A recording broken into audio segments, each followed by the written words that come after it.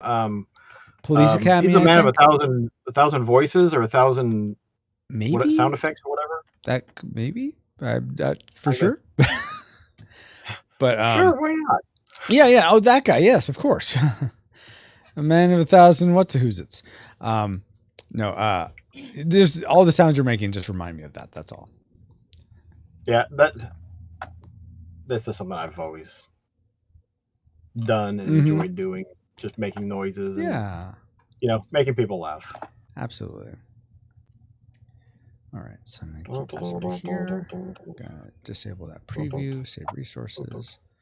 Have this one open. Okay.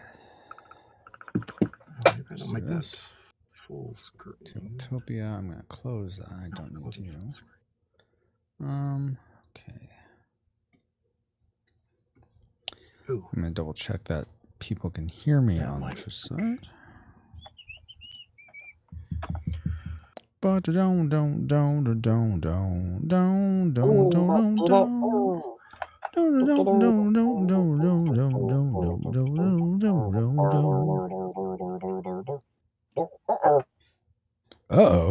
got some problems here.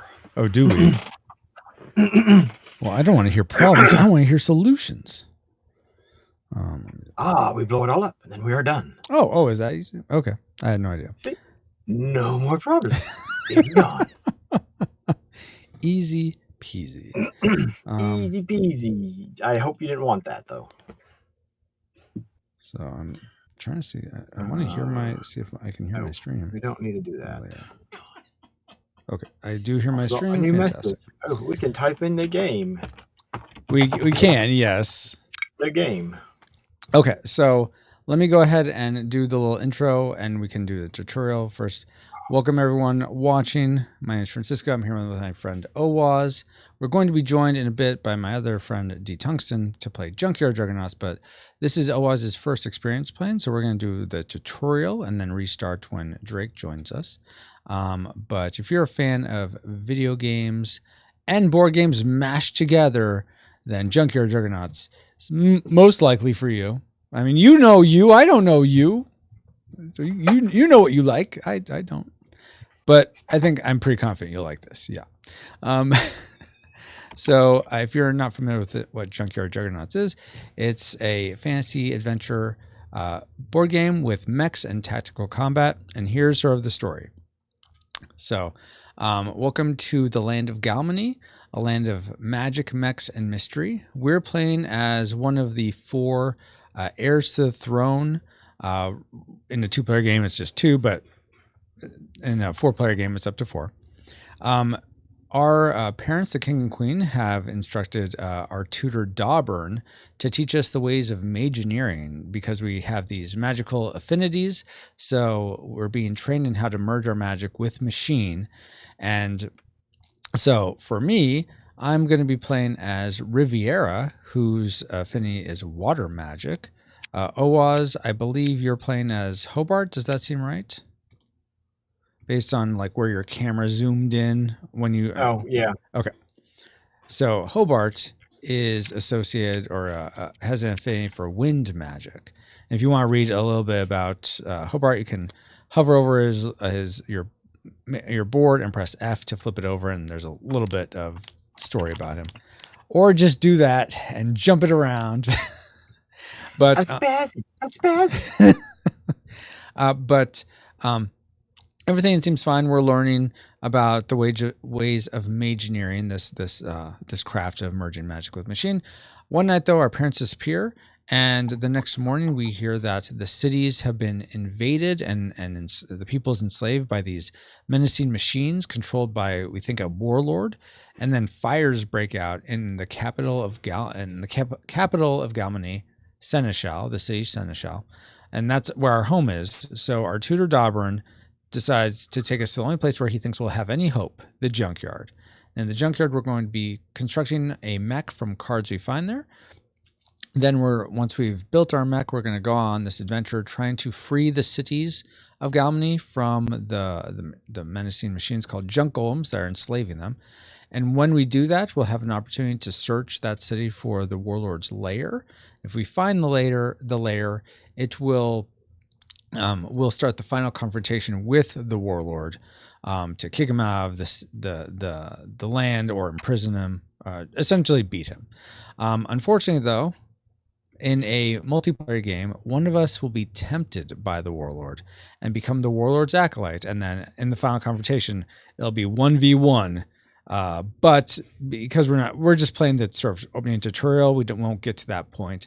But that is what would happen in a 2-player game. So, any questions so far, Owaz, about any of that? Nope. Awesome. All right. So, before we talk about, so we're both down here in the lower left corner of the map, the Galmany Junkyard, where you see this pile of cards. That's the junk pile. We're going to start by, each of us is going to take a turn drawing 6 cards. You can draw any card you can touch. That is, if you put your hand cursor on it and press T, you can take it. You can't move a bunch of cards, though, to reveal cards you can't essentially hover over or touch in real life. But you may be asking, well, okay, yeah, there's cards here. What are they? What do I go for? And I'm going to show you by taking the main deck. I'm just going to flip it over. And you see this 3 card, this blue 3 card, Owaz? Mm-hmm. Okay, so hover over that and press spacebar to bring it up big, because that'll just make it easier as I point to stuff what I'm talking about. So these are the main cards of the game, called power cards. In the top and bottom in the middle of the card is a large number. In this case, it's a 3. That's the base metal of the card. So you could use this. These are multi-used cards. They should preface that. They're multi-use cards. They can be used as legs or arms. The top of this card here is the leg portion. The bottom is the arm portion.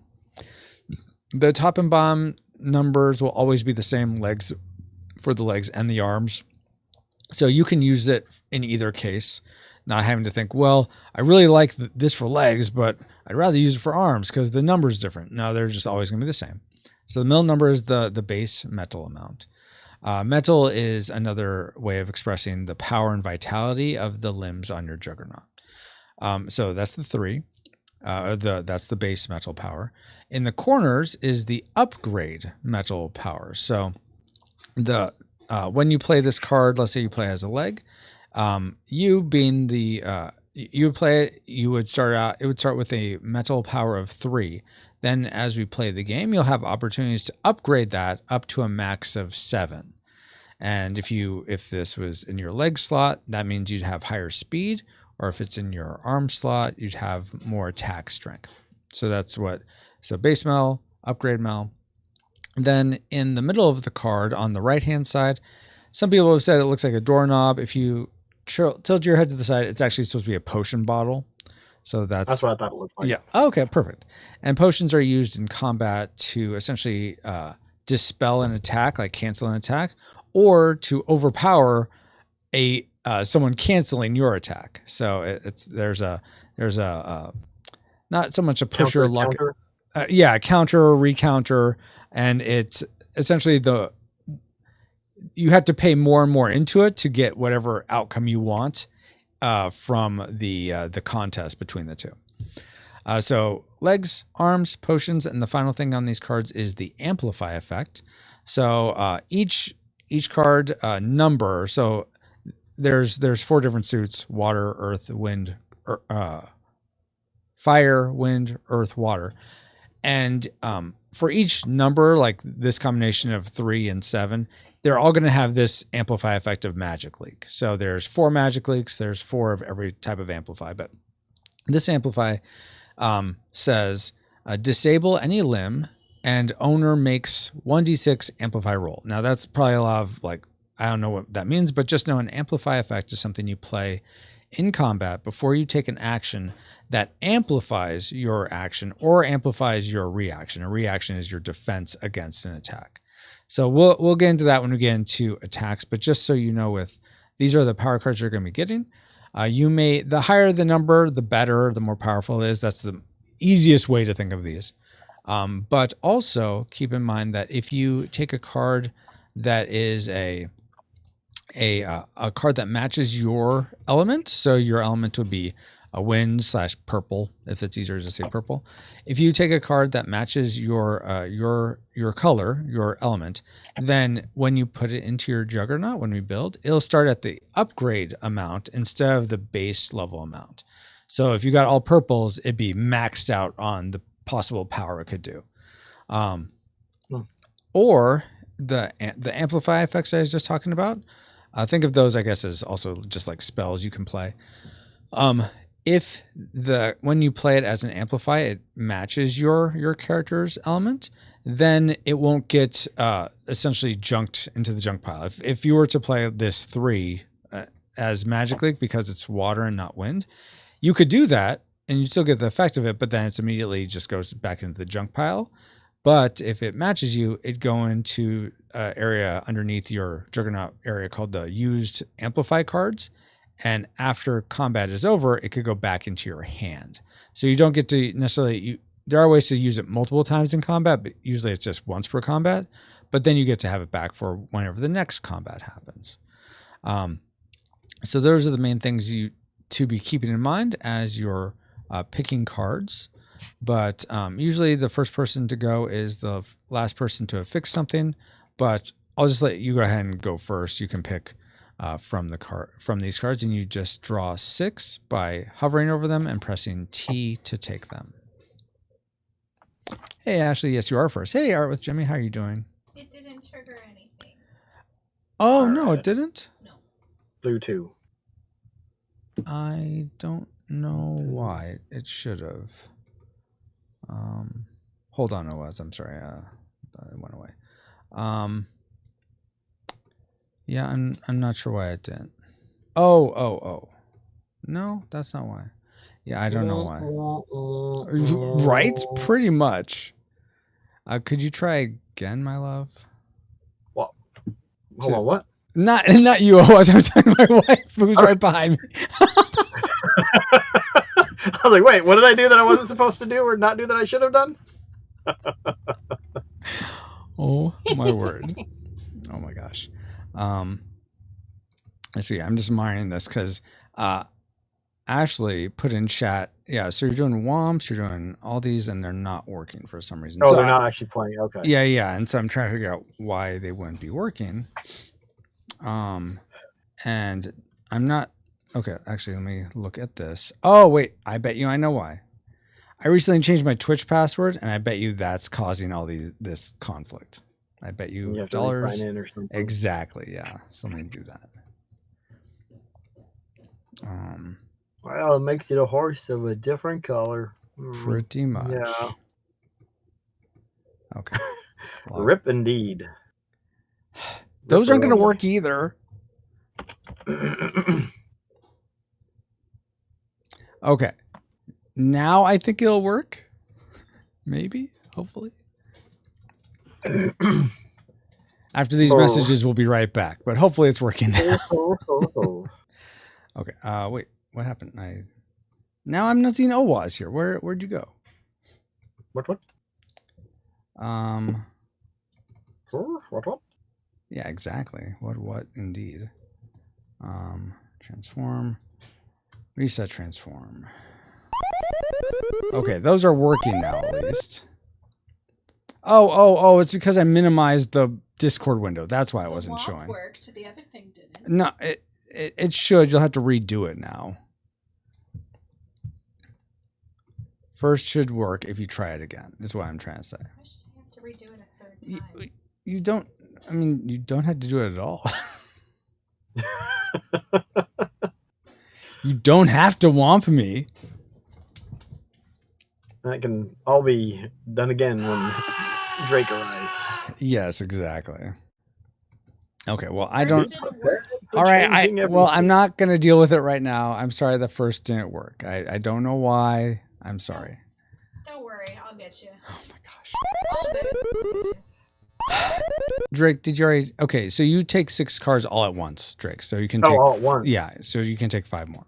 So take one, then take one, and take another one.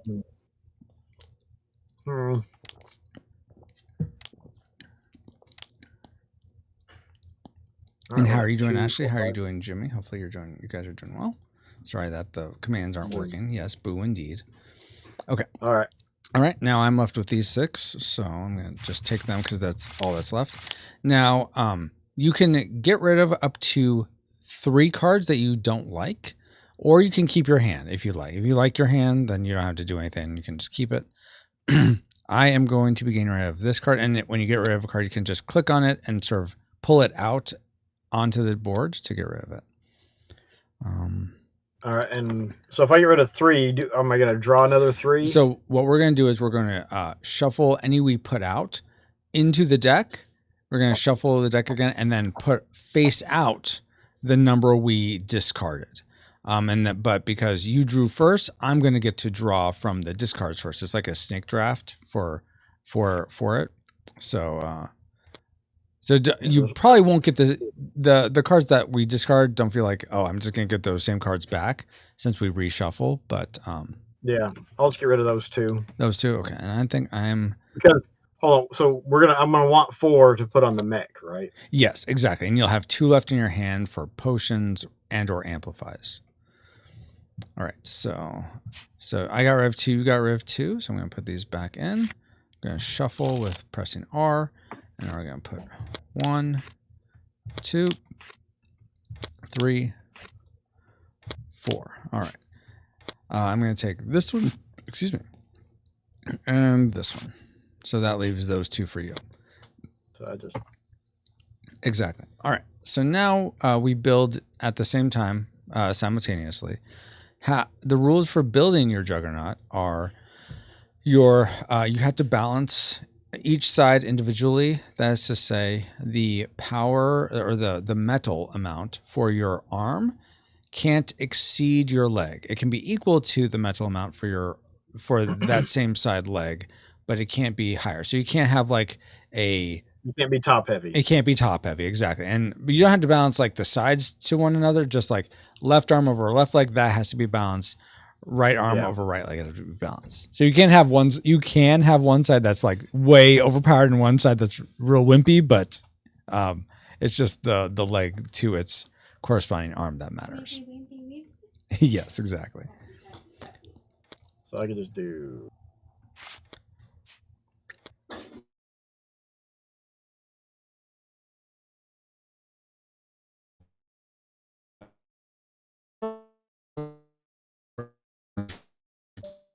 Automatically. It's a little tricky to figure out, but... And apparently my Tabletopia crashed. No. Yeah, like that. Like you got that one. Yeah. There you go. And you don't have to do this, but there's these covers they could put on your cards sort of like that. And it gives it more of an illusion of there's just 4 limbs instead of a hodgepodge of limbs. Sorry. Are you okay? It's just my foot. Oh, okay. I'm fine. Okay. I worry more about that thing. Oh, gotcha. So this is actually a common mistake that people do. It actually would be this way instead for the legs. The cover more at the bottom. Yeah. Oh, and then you can still see the upgrade. Yes. Upgradability. Exactly. Everything you need to see should still be visible. All right, and I'm just gonna. Okay, now that you've done that, you're going to take these cubes and place them on the number that corresponds to it. So these will actually be on the full upgrade amount since you did a full match to your Juggernaut. So instead of 3 for the left arm, it'll be 6. Instead of 3 for the left leg, it'll be 7. Oh, is this a... Oh, 7. Okay. I was looking at the one in my hand. I was like, what is going on there? Oh, okay. Like, I'm already lopsided. Okay. So if I had... All right. So this is a question. Yeah. Since the full rank or the full upgrade for this leg is 10, and for the arm it's 9, I just wouldn't have been able to upgrade it all the way to 10. If I had swapped those 2 cards on my right hand side. Yeah, if you had swapped them, like the 10 was at the top, that would be an invalid build because you have a higher number on the right arm than the right leg. Is that what you were asking? Yeah. But would that just make it so that the full upgrade, like I couldn't put 10, I could only go up to 9? Well, yeah, because that arm can only go up to 9. That's the max upgrade amount it could do. Yes, exactly. Yeah.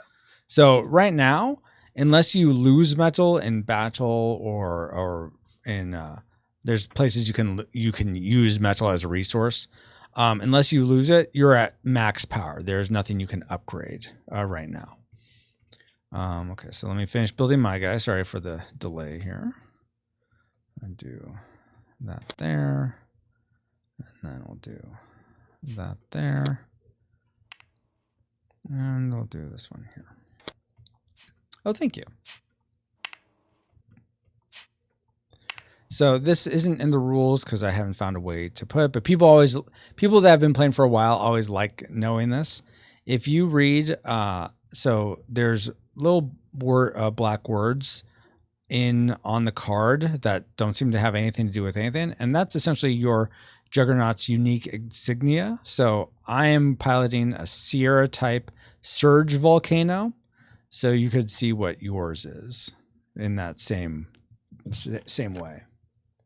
Flurry rank Bitter Griffin. A Bitter Griffin, man. Why? Why a Bitter Griffin, not them? Okay, let me put my... I am what I am. Okay, 8, and then 2, and... Oh, actually, this is going to be a 4 also. All right, so now, and one thing that won't come into play really this time, but I'm going to put this here anyway. You get to, as Hobart, you get to start with one of these charges, but that's a little further into the game, so we're not going to worry about it right now. Okay, so we've built our Juggernauts. We're ready to go and free Galmany, but now is where we start the sort of tutorial elements.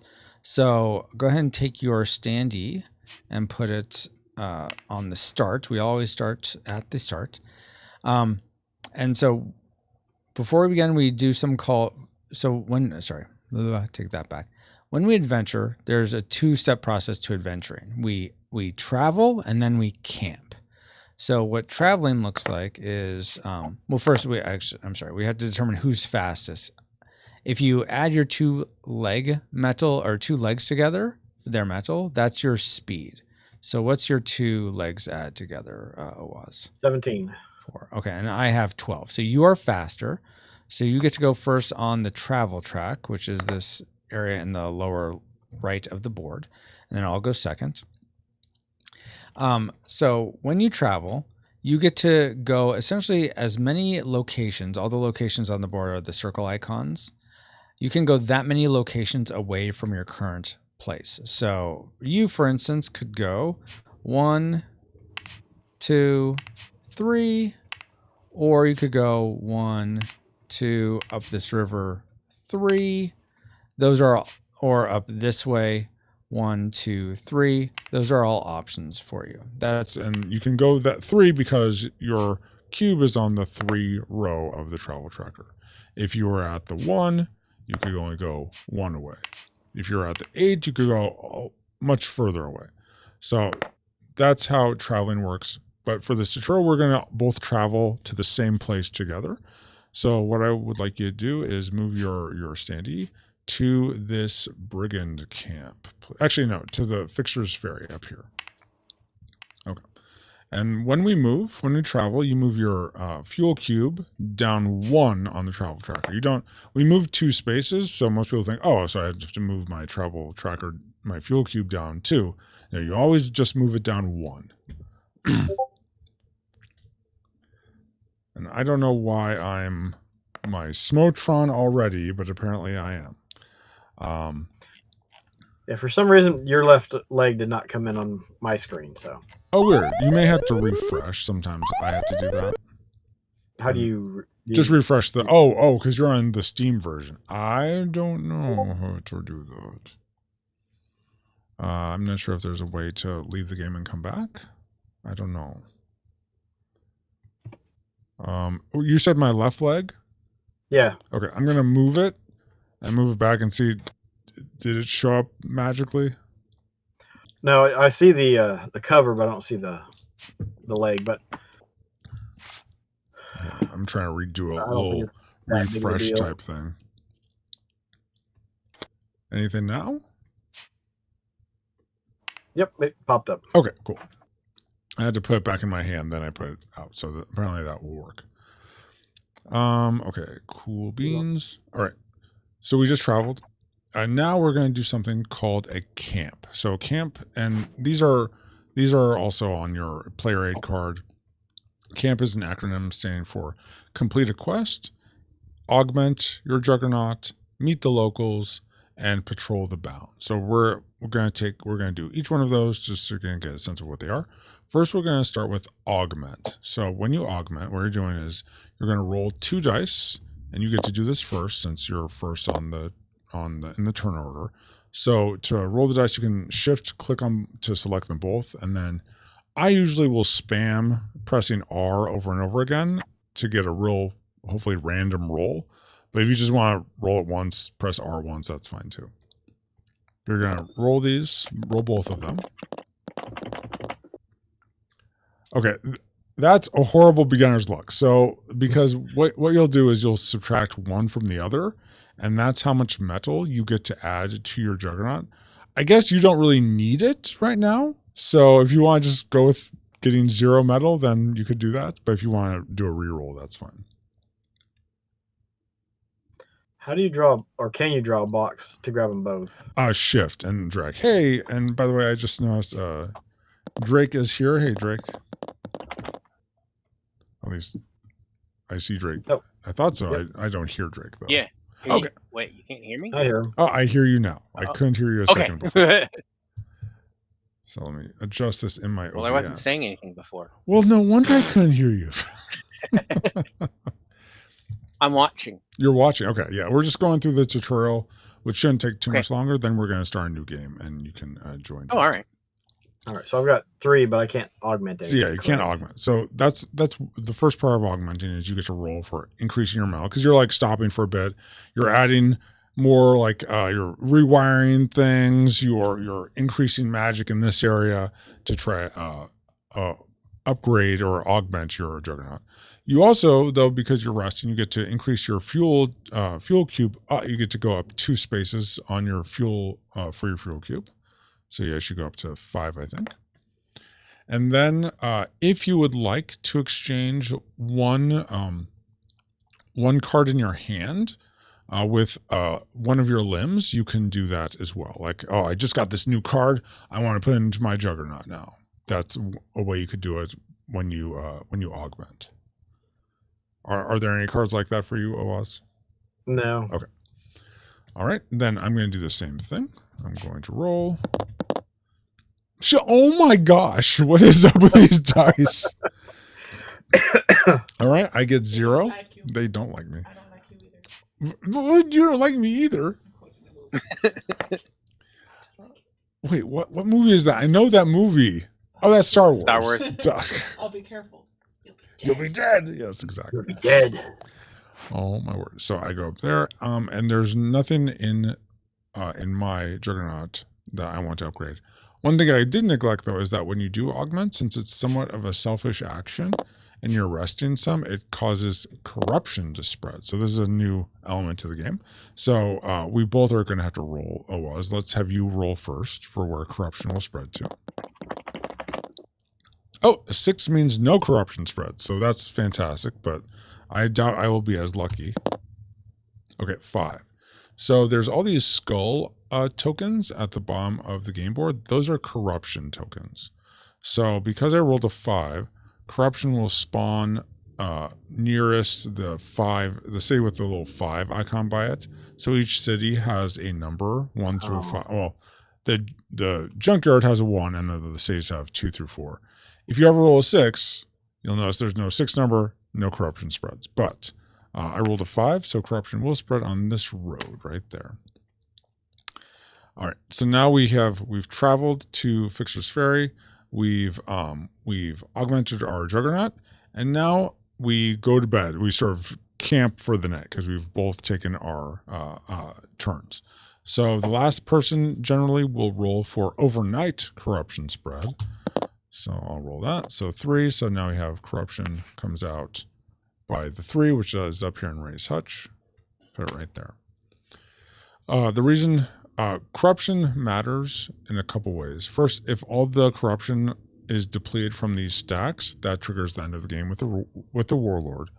And any corruption that's out on the board will will essentially allow the warlord to be more powerful at the end of the game. So you want to minimize how much corruption, unless you are the warlord, you want to minimize how much corruption is on the board. All right, so that is augmenting. We are now at a new day. So we're going to do something called meeting the locals. So I'm going to have us both move back 1 to this brigand camp. Move your travel track down 1. Or sorry, your fuel cube down 1. And now we're going to meet the locals. So each location, some locations have nothing. You can only patrol the bounds or augment there, but most of the locations have a specific meet the locals thing you do there. And again, it's on your player cards if you want to look at, okay, we're at a brigand camp. So at a brigand camp, you have a few things you can do. Right now, there's just 2 things because there's no warlord. You can gamble, which means you're either going to pay a potion or you're going to spend metal. You're going to pay a potion to gamble, or you're going to spend metal to brawl with the brigands there. And that's going to allow you to roll 3 dice. So I'll let you do this, OWASP. Roll 3 dice.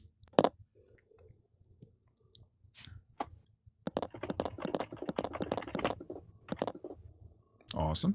And you get to take 2 results. So here's this amplify roll table, and you can sort of pop these in if you want to sort of align them, or you can just look. But you get to take 2 of the 3 results you roll in a brigand camp. Oh, but I will say, do you want to spend a potion for that, or spend 2 metal for this gambling? I suggest losing 2 metal since you're at full metal already, but it's up to you if you want to spend. Like how much? Like where's the potion indicator? Like how many potions do I have? So that's on the cards. The ones you have on the cards are the only potions you have right now. Oh, so I have the cards in your 5? hand. The cards in your hand. Ah, Because once you've played a card, it's set to that aspect. You can't use it for any other aspect. okay. So the ones I have in my hand are both 1 potion. Mm-hmm. So I mean I would have to discard these cards? Exactly. You'd have to discard. That's why I suggest it's easier to get metal back than it is necessarily to get potions back. Yeah, so I'd go down to 7 on my right arm. Perfect. Now, a 2, from what this rolls, is you'll get 2 potions. So let me get those for you. And the ones we use are on the back of these disables. So you can put these potions in your potion bag, like so. And you get a 4, which means you get 4 Who is metal. ripping me? 4 metal, exactly. So you can get those 2 back that you lost. Ashley, why are you ripping me? What did I ever do to you? Unfortunately, when you roll a 1 for a brigand camp, it's like some of the spies in the brigand camp are go out to the warlord and say you're here, so that causes corruption spread. So you're going to have to roll for a corruption spread when you roll a 1. Even though you're not taking that as a result, that's still something that happens. And you know what I did? I don't know what I did. Okay, you rolled a 1, OWASP. Is that what that was? So that go on either side? It usually goes on a road that's going closest to a seneschal. In the case of the junkyard, it could be on either road, yeah. So you can pick. Yeah, there we go. Exactly, perfect. There we go. I had to zoom in. And now I am going to. So that's it for gambling for you. Now I'm going to do the same thing. I'm going to spend 2 metal from my left leg, and I'm going to roll these and see what I get.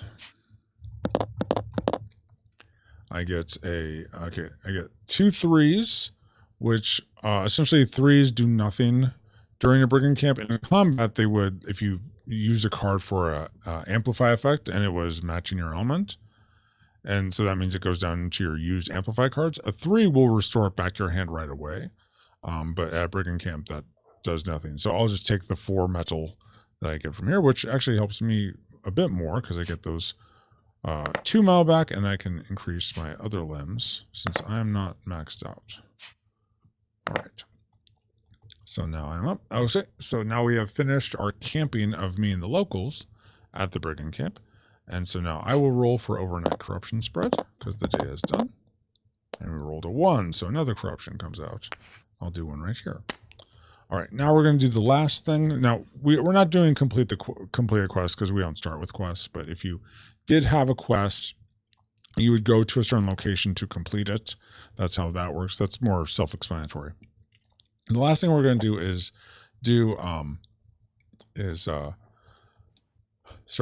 we're going to focus, Francisco. That's what you're going to do. Patrol the bounds? Patrol the bounds. Yeah, see? Oz, thank you for teaching me how to play this game. I appreciate you very much. To do that, we're going to move up to Fixture's Ferry again.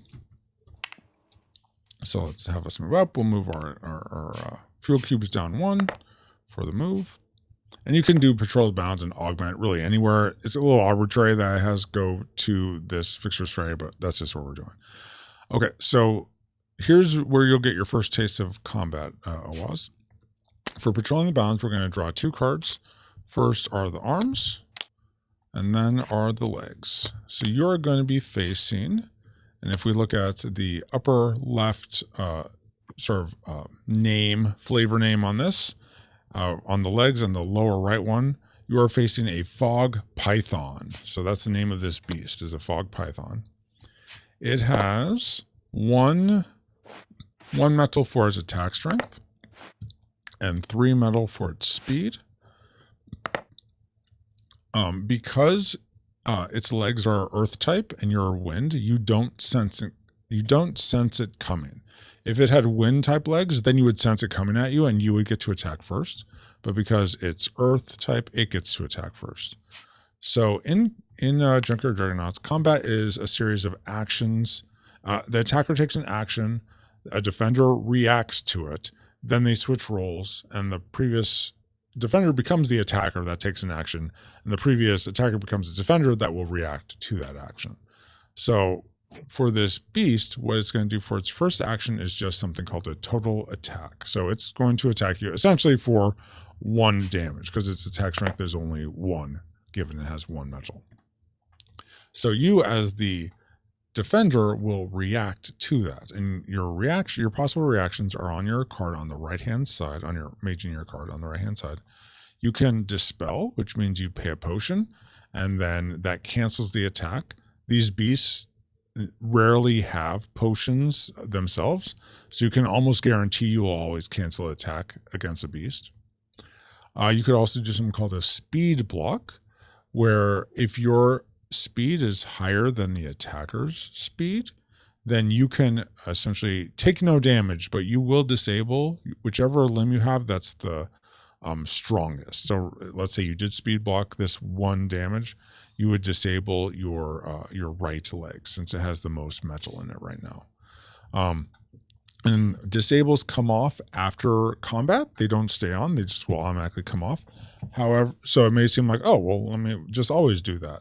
However, if a disabled limb is ever damaged somehow, it will be destroyed regardless of how much metal is in the limb. It'll just be out and out destroyed. Usually you have to drain a limb from all its metal before it can be destroyed. But if it's disabled, it will be destroyed regardless of how much metal it has. So that's speed block. Counterattack you can't do right now. You would actually have to get this charge onto your Juggernaut with an action called a focus charge.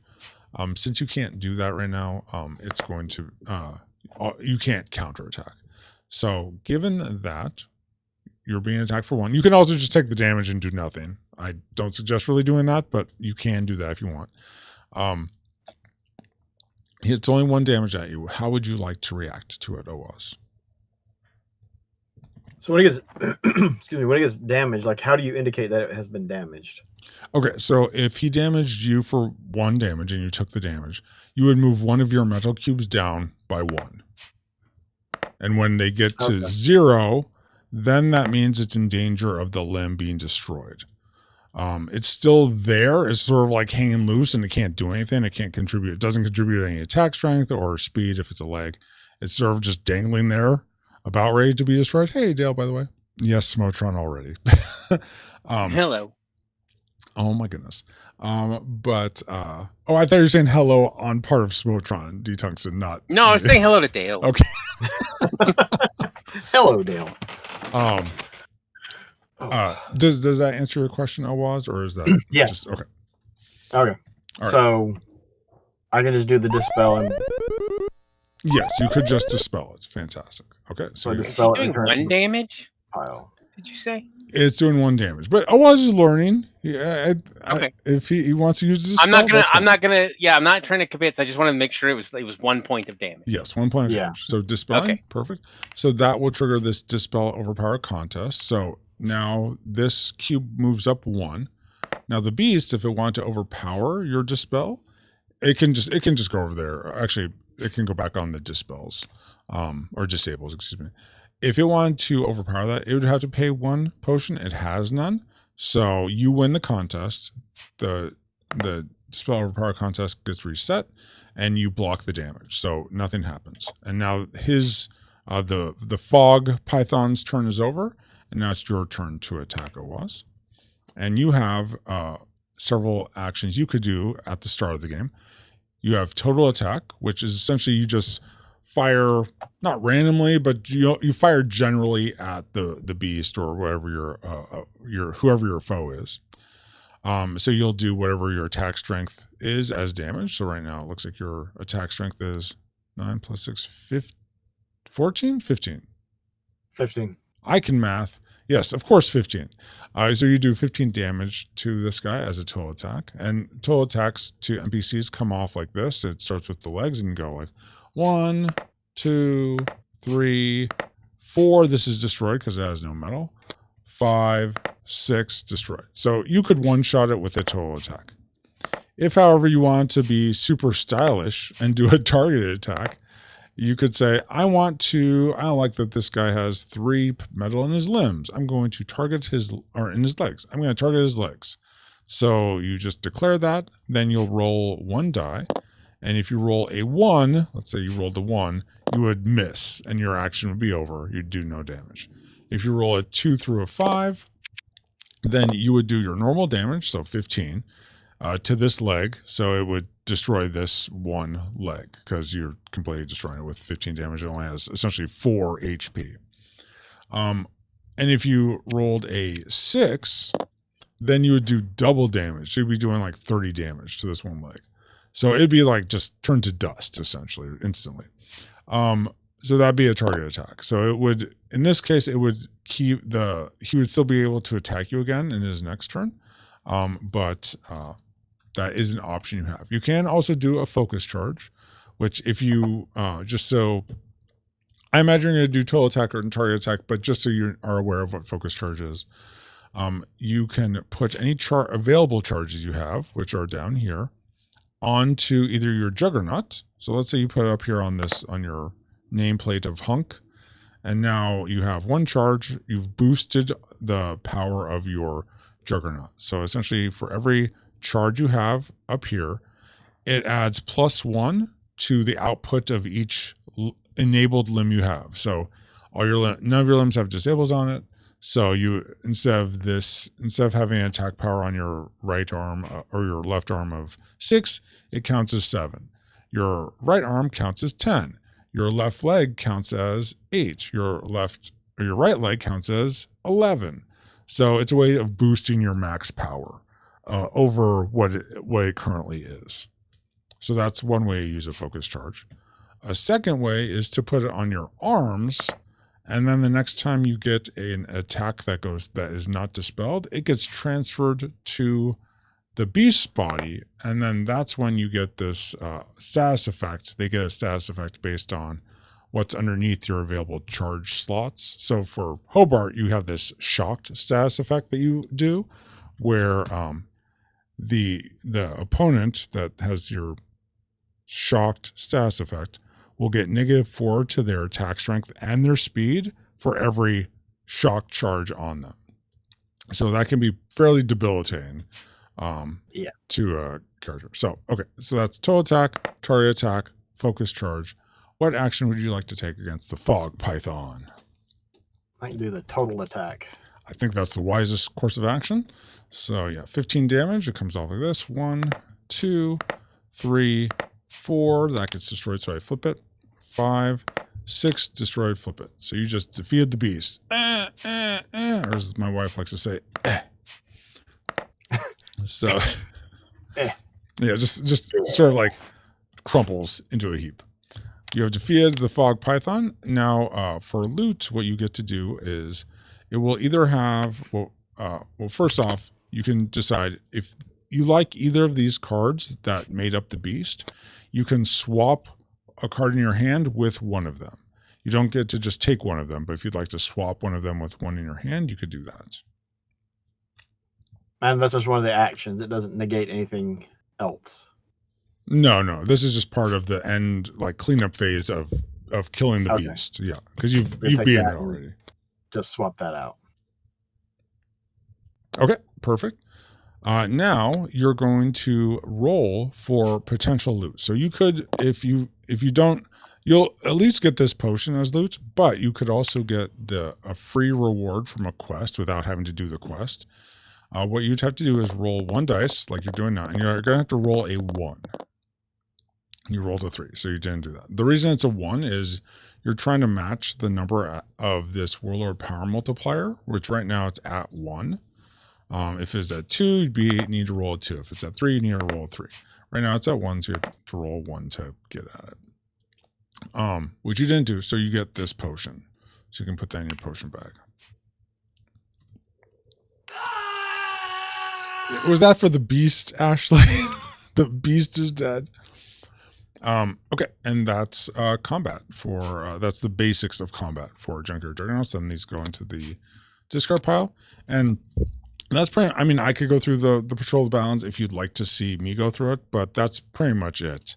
And so what questions you have at this point, Owaz, and when we finish that, we can start an actual game with Drake. No, I think I'm good. Okay. So far. Okay. So Drake, Owaz is going to teach you how to play Junkyard Juggernauts. I hope you know how to play. Okay. Okay. No, I'm kidding. Sorry for my silliness, guys. Sometimes I'm like way too silly. Okay. So I'm going to. Well, it'd be a good lesson for him to learn, if you teach someone else, then that shows. Yep. That's true. You learn best by teaching. Right. Okay, let's close this. I'm going to see if restarting, will that just restart with 2 players or give it to me to be able to change it? I think this is just going to do 2 players again. So I may have to give you a new room, Owaz and Drake, so just give me a second here. Yeah, I'm going to do it. Okay, I'm going to close this room. Or back to lobby. Can I change it in the lobby? Ooh, that looks like I can do it. Okay, awesome. Oh, finish your current game and start another? Yes. Okay. So I think the number is still the same as the one I put in the Discord, Drake, but if you'd like it again, I can do that. Yes, I would like to know, Ashley. What? She said, wouldn't you like to know about whether the rip was for the beast or or for just me, probably. Just for general shenanigans. Exactly. Here's the link, Drake, if that I think helps. I'm in. Oh, you are? Yeah, he's in. No, you're not in yet. Oh, wait, you are. All right. It gave me a button and it said plus, and I clicked it, and then it put me down there. Oh, perfect. All right, let's start. And I think you guys will have to hit start also on it. I'm brown. Mine just says it's waiting for game to start. Oh, weird. Okay, let me. That's what mine says too. Okay. It says waiting on FX Retro. Yeah, well, okay, that happens sometimes. Sorry, guys. I don't mean to make you wait. Well, I wasn't trying to be snarky about it. That's what it says. I didn't take you guys as being snarky at all. That was me just feeling like, wow, Francisco, don't be a doofus. Hit start. Come on, man. He's entered the game. All right. So it looks like I am playing as Saffron. Okay, why did mine has not jumped in and shown anything? It still says yeah. Oh, yeah. Now you're red. Yeah. It's not showing me anything though. I just got blank. I have a blank table. Yeah. Weird. I mean, try refreshing, or I'll try restarting the game and see if that. I can refresh. refresh and see what happens for you. I'm going to refresh. Okay. I know, otherwise you can't really do that. So if it's not going to work for you, I'll restart the table and see if that fixes it.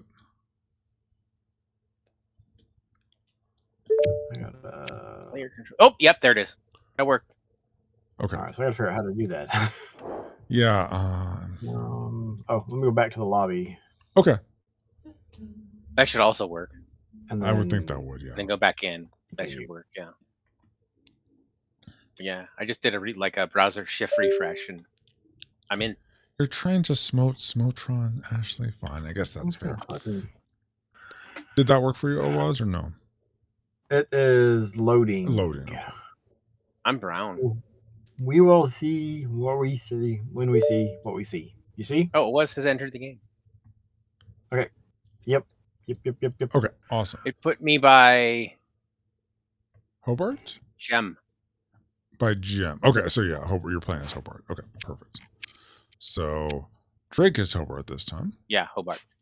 Yes, I'm purple now. You are. And so Owaz, it looks like you are Riviera. Does that seem right based on where your camera went? What I am seeing, yes. Okay, awesome. Fantastic. Okay, so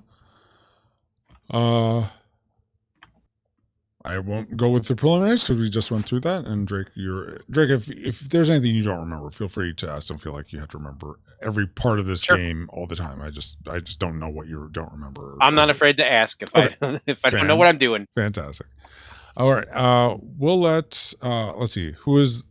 Did you fix something when you went and got the Pokemon, Drake? No. Okay. Not really. You didn't fix your deck? No, we were playing Pokemon Go. Oh.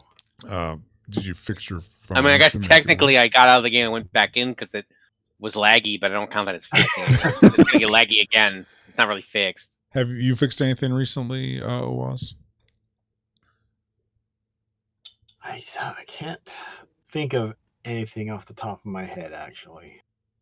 Okay. Then I will just roll a die for who goes first because I can't think of what I have. If I roll a 1 or 2, I'll go first. 3 or 4, it'll be Drake. 5 or 6 will be Owaz. All right, Owaz, you get to go first. There you go. So take 6 cards, just like before.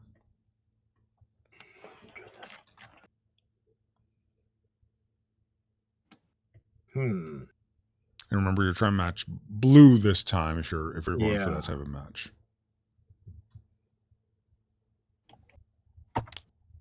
That's not blue. That's not blue.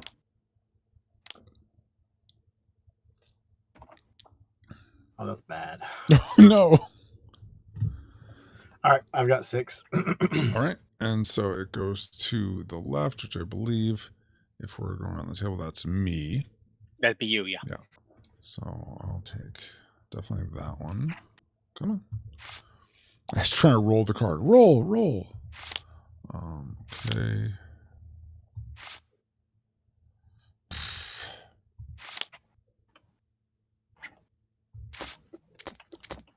Okay, I have 6. Yeah, okay. Drake, your turn.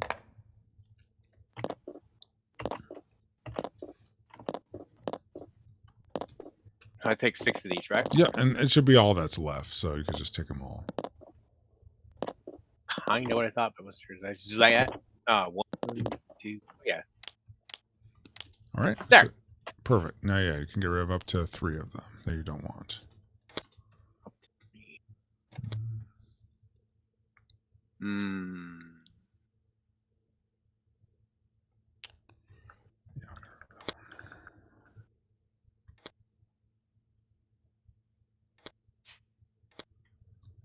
And when you're done, just say, I'm done.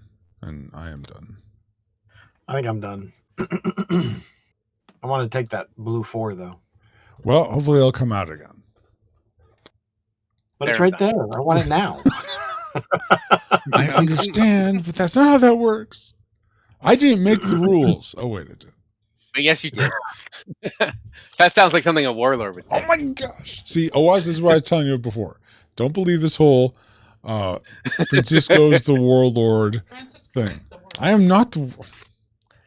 Oh my Honestly, how many times on average or whatever, Am I the average warlord? percentage are you the warlord? Like It's probably like 90%. 50. It's a bit Really, it's 90% ridiculous. of the time? It's something like. Hold on. I know sometimes you have not been the warlord. I think I don't know if we want 6 out. So 2 for me, 2. And then I think one time you were the warlord and you gave it to me. It should be 7. Yeah. So 1 more. Yeah. 7. I'm sorry. You were right to do that. It was. All right. So Drake, you get to go first. All right, I got to pick some cards, right? Yes. Oh, and Because I only have 3 cards right now. you are purple. So you definitely don't want that 10. Definitely don't. I don't want this one. No. Yeah. I want purple ones, don't I? How's the Rage Combat in 17? And Me. I still have I still have Smotron up. That's weird. We take 3, right? Yeah, because you need 1 more, so you should have 6. I need 6. Yeah. I'll take that one. Okay. All right, then it's back to me. I'm gonna go with that one. Those are about the sure. Okay, go ahead, Oaz, for the last 2.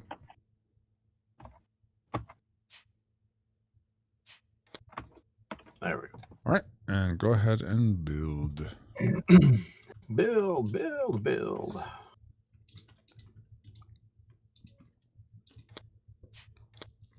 Mm-hmm.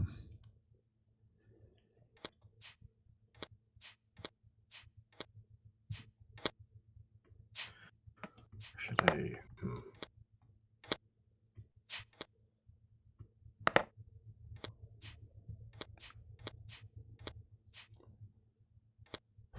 Jeez. Oh man.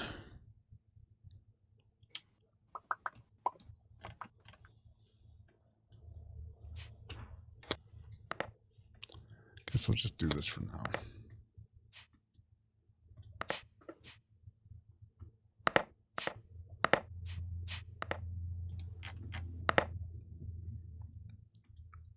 All right, when you are ready, go ahead and put your standee on the start of the not the Galmi Junkyard, I should say.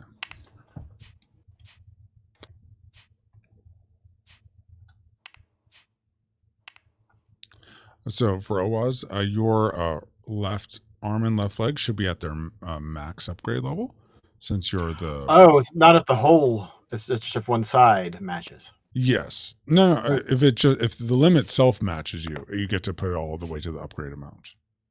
Oh, I thought that. Okay. All right. That makes things a little bit prettier. Did you got 2 10s? 5/10s? Jeez.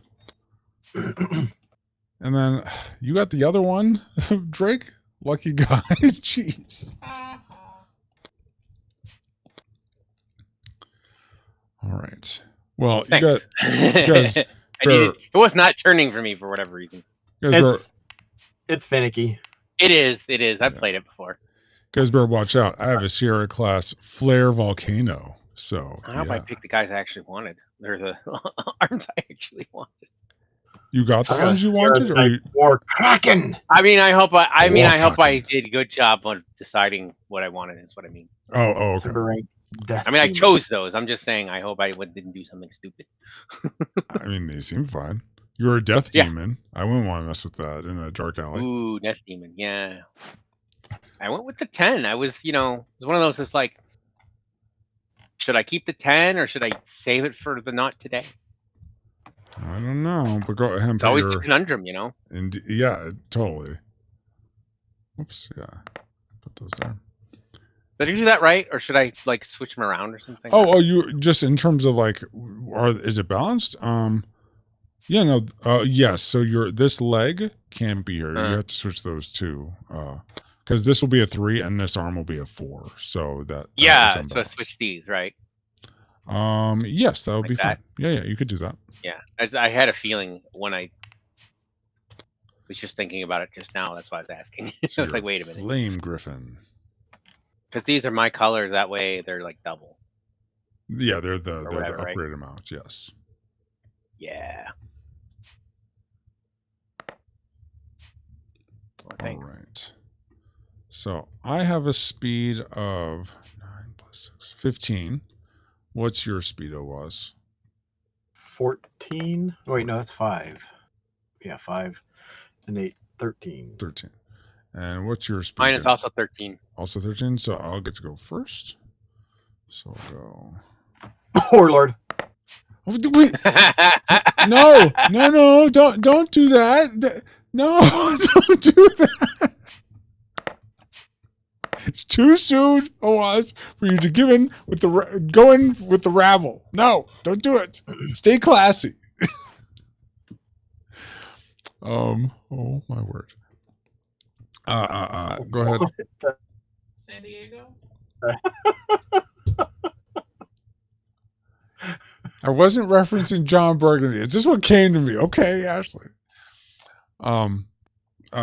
If you're all done, Drake, put your standee at the start, You mean please. Ron Burgundy? What did I say? Sounded like Doing everything I can I don't to know what you're saying. Smototron. You've got your terrible Smotitron voice. Yes, I do have my Smotron voice. Yeah.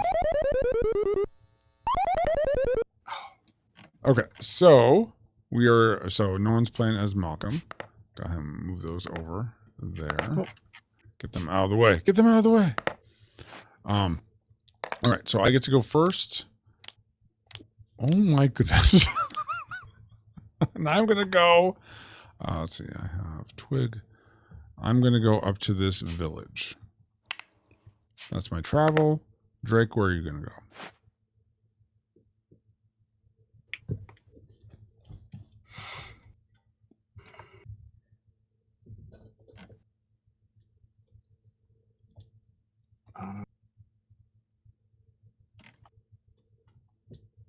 So I can move up to what, 3?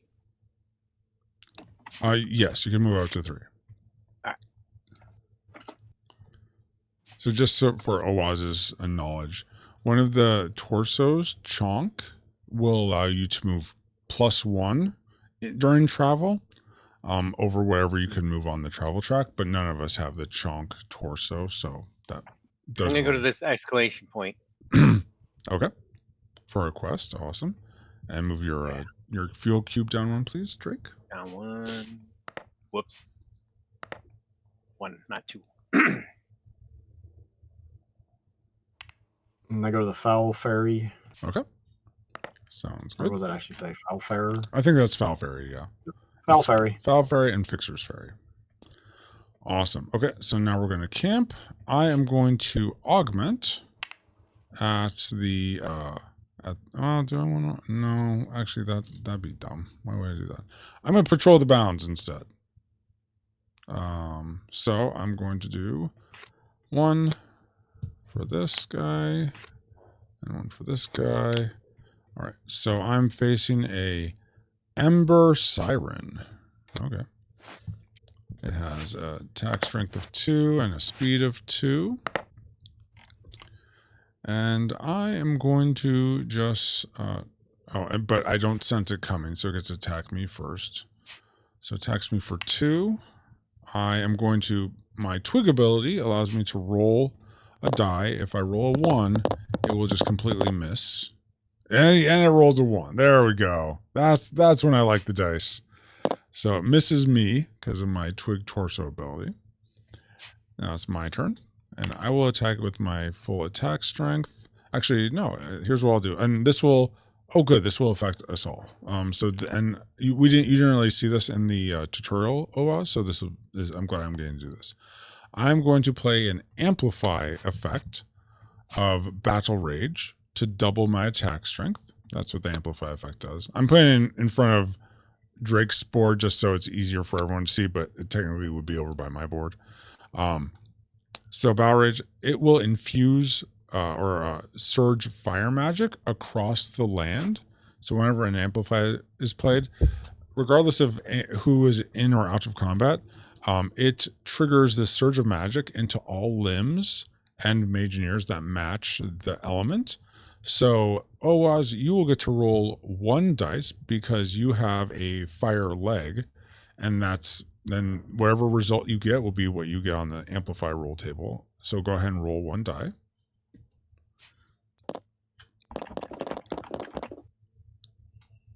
That didn't really look like a roll. I'm not sure what that was, but rolls usually go a lot higher. There you go. 4. Okay, much better. So you get 4 metal. So you can just put 4 metal into anything, any of your limbs. Or, it doesn't have to be all into one limb. It can be distributed. All right, Drake, you get to roll 2 because you have the gem torso. So go ahead and roll 2 die for that. Okay. You can't overbalance yourself there though, Oaz. I don't know if you are. I'm just saying because he said No, I'm 7-7. I get to roll two die. You said Yes, 2 die. 2 dice. Mm-hmm.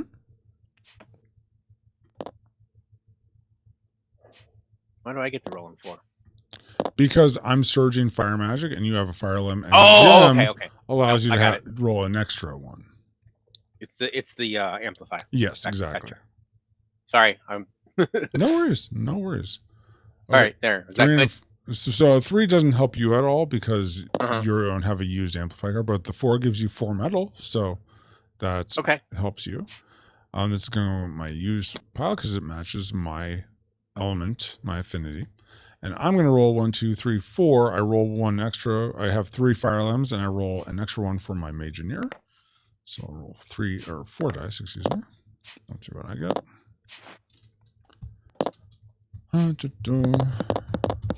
And let's see. Okay, I will take the 2 potions, actually. So 1, and that's for rolling the 2. All right. And now I'm doing, instead of my 5 plus 4 damage, instead of doing 9 damage, I'm doing 18 damage to this guy. I crush him thoroughly. 1, 2, 3, 4, 5, 6 essentially is what his life would be, so that those go away. All right, I am going to trade out. Yeah, I'm going to trade out. Crush him like a warlord. Yes, crush him like a warlord.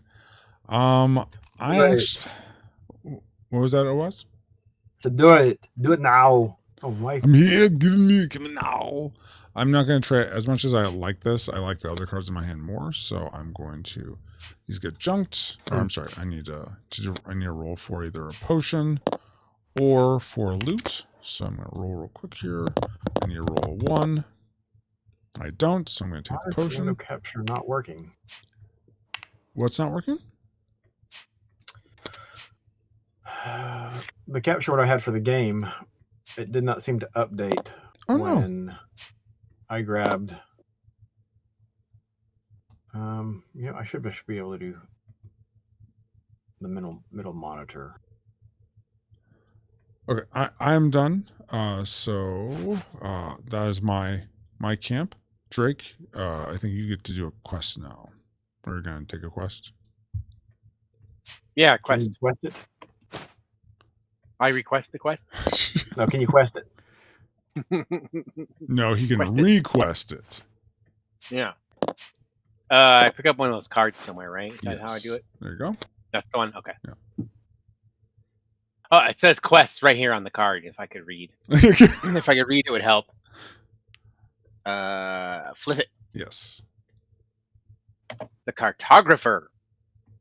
You approach a man on a donkey, his head scanning a scroll, seemingly one of the many in his saddlebags. You ask him if he is lost. Humph, he grunts, looking up at you. No, your majesty, I know the way, and you are to find it. He hands you the scroll he was examining. You open it to see a map leading into the depths of the Ray Bite Break. When you look up to ask why, the man is gone.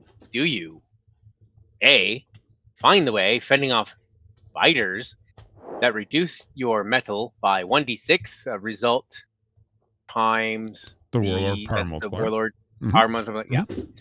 Take card from draw pile and play this artifact.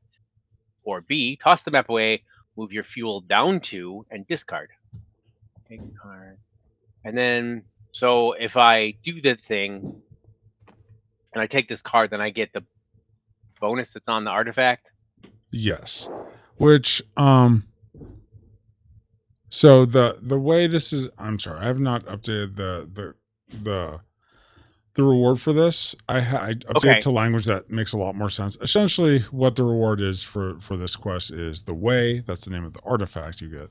And it essentially allows you to always, you can move your fuel cube up to 8 after each time you travel. You don't have to, but you can always just have it up at the 8 spot, essentially. So you can travel really far almost all the time. That's cool. That is, especially this early on in the game, you just have to get all the way up to the top of the map. But yes, that is pretty cool right now. I think I'll try to do that. All right. So yeah, just put it above your Imagineer board where it says open quests. So That's your player mat. Your Imagineer board is your little character. I mean, you can put it wherever you want. It's just that's where it's open supposed quest to go. here. Yep. Mm-hmm. Okay. Yep.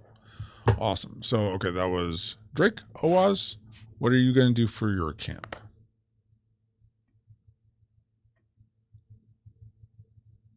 Huh. So I can just take a quest card. So you can't, because at Fixers at Fowl's Ferry, it's not a quest. The only things you can really do at the ferry is you can patrol the bounds or augment your Juggernaut. I don't really have anything to augment with, so I think I'm just going to patrol the bounds. Well, I mean, I will say your both your left and right arm can still go up by 3 each.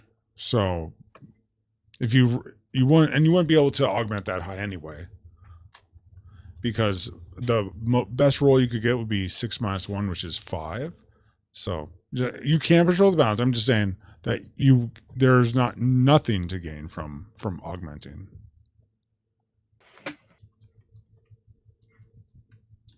Yeah. We'll patrol. Okay, patrol the bounds. Awesome. Good. So take the top 2, right? Top 2, yeah. The first one becomes the arms. Yep. Oh, you're facing a pesky vapor axe. Oh no, I've heard tell of these vapor axes. They're no good. I think it's like it's not there. Exactly. You can't see it coming. Oh no. And it's somewhat sharp. All right. Now, because it's, what is it? The earth? Yes, exactly. Because the legs don't match your element of water, it will attack first. So it's going to attack you for 1 damage. How would you like to respond to that? Just take a point of damage. Just take a point of damage? Okay, that's fine. So we'll just move the arm down to 6. Okay. Now it is your turn. We'll just thump him. Thump him. Thump goes the wump. Okay. And yeah, you I'm not even going to count your attack strength. It looks way more than 4, which is what you would have to do to kill this. So 1, I'm sorry, I did that in reverse, but 1, 2, 3, 4. The vapor axe dies. Exactly. Okay, would you like to trade out any card in your hand with one of these?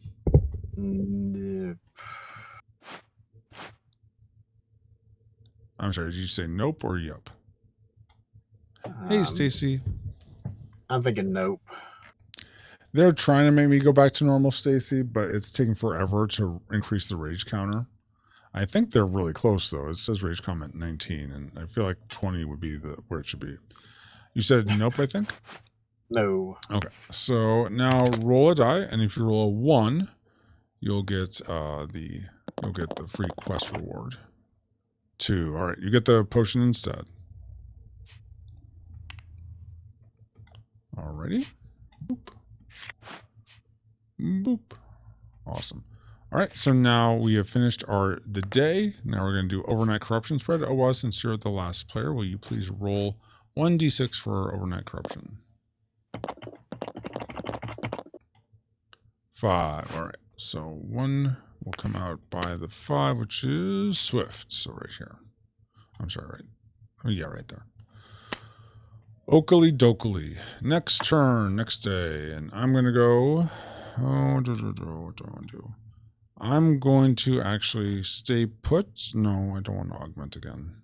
Well, I do, but I don't.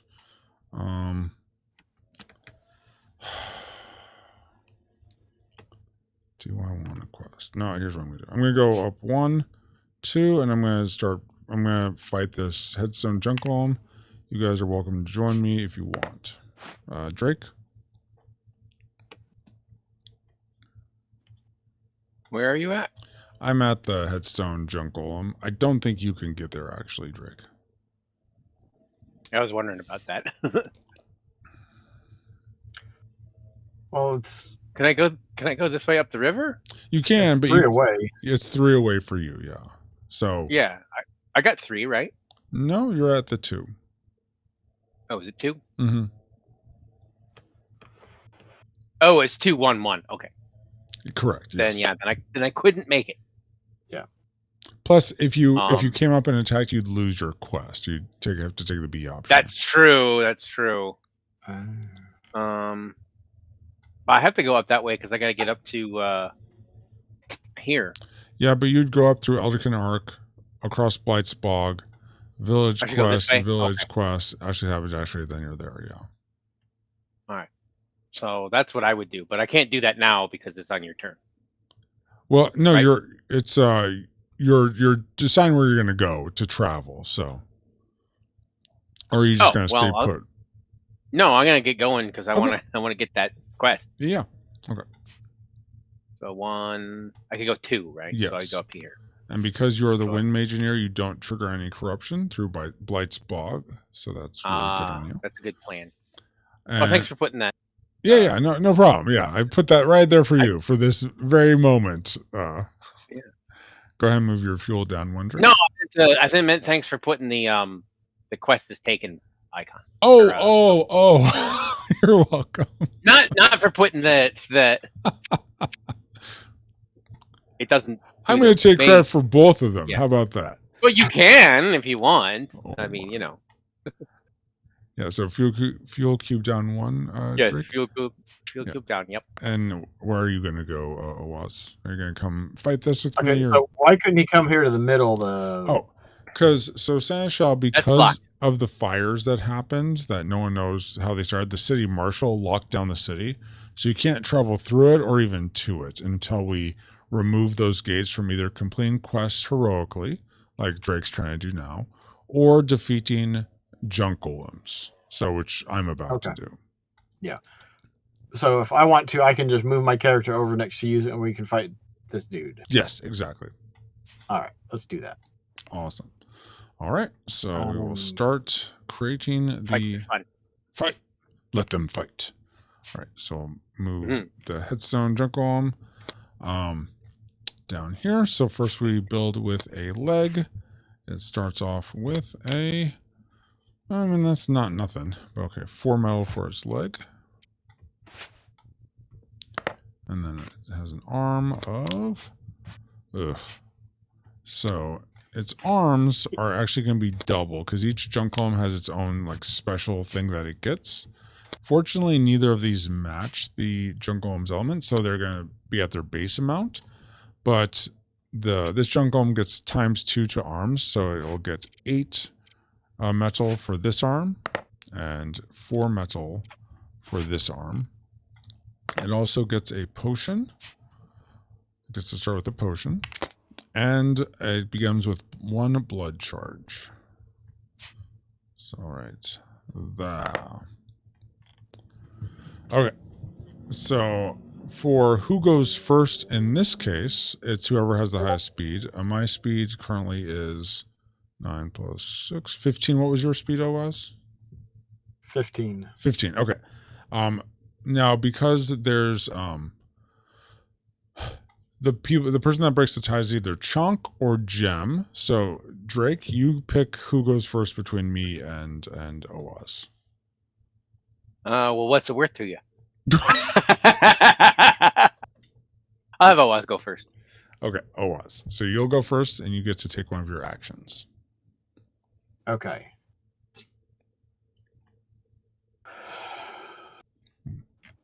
So do you follow me attacking, or does it go Oh, me? Great question. Yes, we both will attack first, and then the junk golem will attack after us. Okay. Really? So my attack is 13.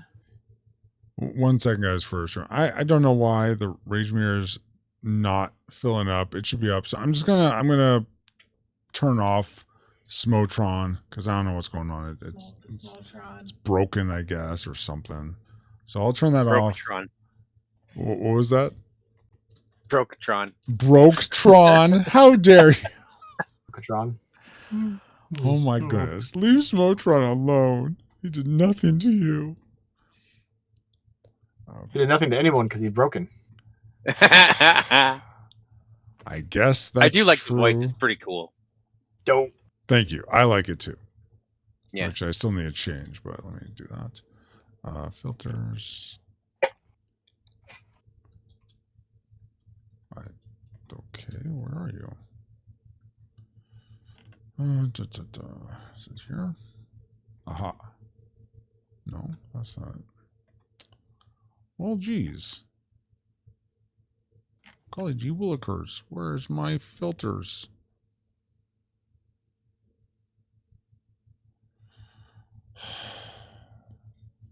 Anyone watching, let me know. I think you're still hearing the robot voice, but I'm having trouble locating where that is.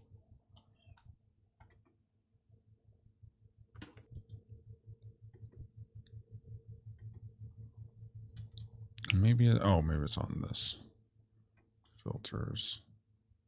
Aha, I found it. Okay, now I should be back to normal sounding Francisco. Sorry about that, guys. Now we're back from these messages. Okay. I think when you moved, you Message for you, sir. So you're right back. Oh, I needed to move. Yeah, your few cube down. What is your question, Drake? I said, message for you, sir. Exactly. Owaz, where would you like to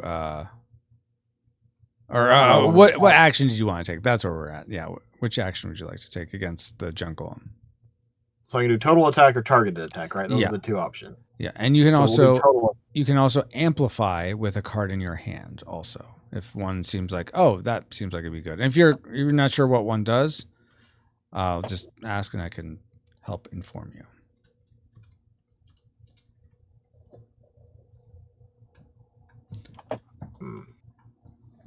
No, I don't think either of my cards are gonna help too much. Yeah. Okay. They're not great cards. So if I just do total attack, my attack is 13. 13. That will take a lot. He'll take a substantial amount of damage. Like his HP is essentially let's see, that's 9 plus 17. 9. Yeah, 18 actually. 18. He does have one potion though, which he will use. I'm including his limbs also in the HP count because you have to destroy those too. Why is what? Here's a womp string. Yeah, I don't know why it's going now.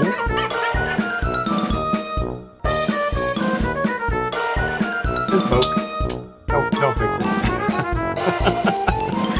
So for this one to take I'd take one off his bottom. Yep, and then one off the next arm. You go sort of clockwise. Oh, so you hold on before you do that. He's going to use his potion to dispel your attack. So now you have to pay a potion if you want to try to overpower his spell. You'll pay a potion. Okay. Now he would have to pay 2 potions. He doesn't have 2 potions, so your attack goes through. So now you can start what you're doing. All right. So 1, 2, 3, 4, 5, 6, 7, 8, 9, 10, 11, 12, and, 13. Perfect. Well done. Well done. All right. And so I believe that's the end of your turn. Now it's my turn, and I am going to... I think I'll just total attack also and finish him off. So, and I'm going to attack with 5 plus 8 damage. 9.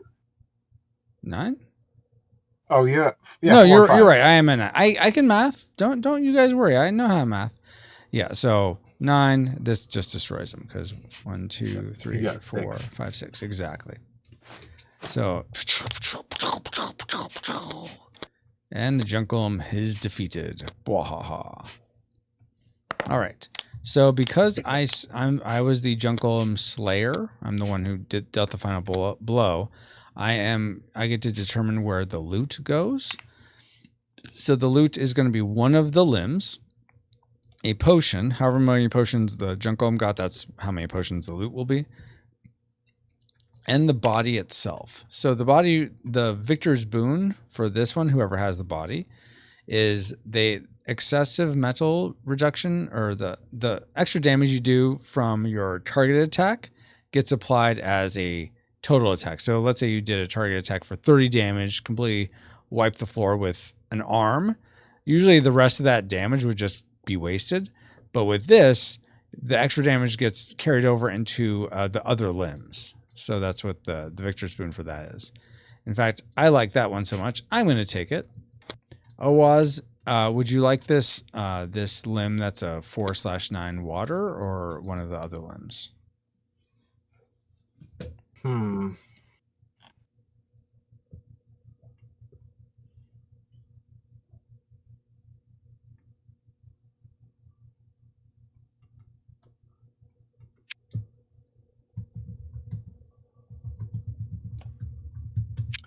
Sure, I'll take the blue one. Okay. And this is going to go into the Warlord build pile. And this gets junked. And this goes over here. Oh, and then let's see. Do you have any potions? You use your I'm going to give you the potion. I used my one potion to deal all that damage so you could finish him off. I'm not sensing any animosity at all. There's that potion for you. Go ahead. So I do have a question. So, like, if we hadn't destroyed him, how does the robot determine who to attack? He attacks the last person to have taken an action. So he would have attacked me because I would have. Yeah, great question. Okay. Now because we defeated Jungle and we both contributed. Hey, Linda. Toward the damage, we both get a heroic feat. So a heroic feat is we get to pick from these specializations. So if you want to take a minute. Oh, I just wanted my feat to be heroic. I mean, you can consider your feat heroic. That's fine. But what these specializations do is they're going to go under your Mageneer card, and their first. I'm gonna take one just as an example. Owaz, you don't have to pick this one, but let's say you pick this one called Rogue. It goes down here under your Mageneer board like this. When you get your first heroic feat, you'll get access to. Well, this is a horrible example because you don't get that. Let's pick. we'll pick this one, Barbarian. Okay, so let's say you picked Barbarian as your heroic, as your specialization. Once you pick a specialization, you're locked in to that. But you would first get whatever the bonuses at the top here. So the first heroic feat, you get +2 metal. So you would just get to add 2 metal into your body. That's in this sort of like black middle section. And then in the light section, you get this passive ability. So Flail of Fire. You and teammates gain +1 attack strength per fire in your Juggernaut. So, and you need to have at least one fire limb in your Juggernaut. That's what this little Juggernaut needs, one fire for this ability. So you have one fire limb, your leg. So everyone on your team, a team is like 2 or more people attacking one target together, would get +1 to their attack strength. The next time you get a heroic feat, you can move your Mageneer up 1, or in real life it's easier to move the specialization down, but whichever. Your hero's leveling up, so you might want to move your hero up. So the next time you get a heroic feat, you get 2 charges and 2 metal. A little lightning is charges, so you get to put like these 2 onto your guy, your Riviera, and you'd have access to these next 2 abilities. So for this Forge of Fire, you would need a wind and 2 fire limbs in your Juggernaut. You don't have that. Or for the backdraft reaction, Forge of Fire is an action, backdraft's a reaction. Some you'd use when you're defending. You would need 2 fires and a earth limb.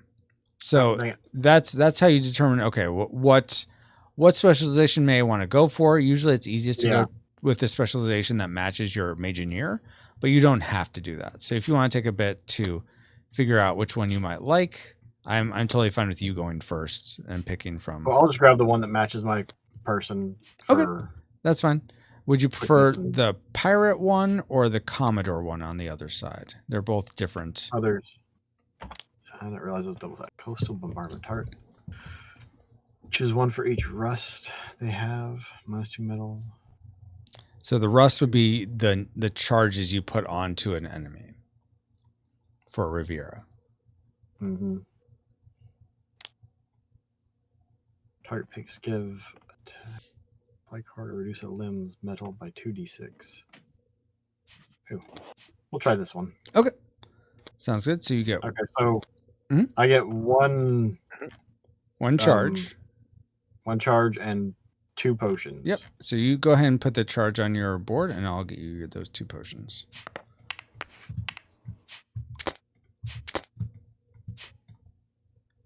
There you go. Thank you. Yeah. For me, let's see what I have. I have all that. I'm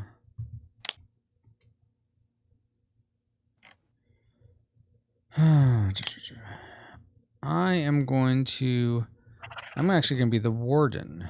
So I'm going to go against type and be the warden.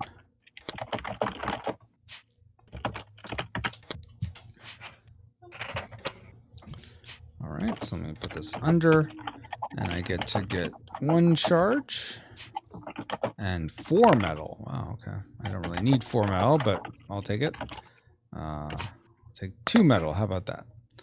And I am done. All right, so now the last thing is this little story element that happens. After the first Juggernaut is defeated, we read a little story element. So let me read that right now for us.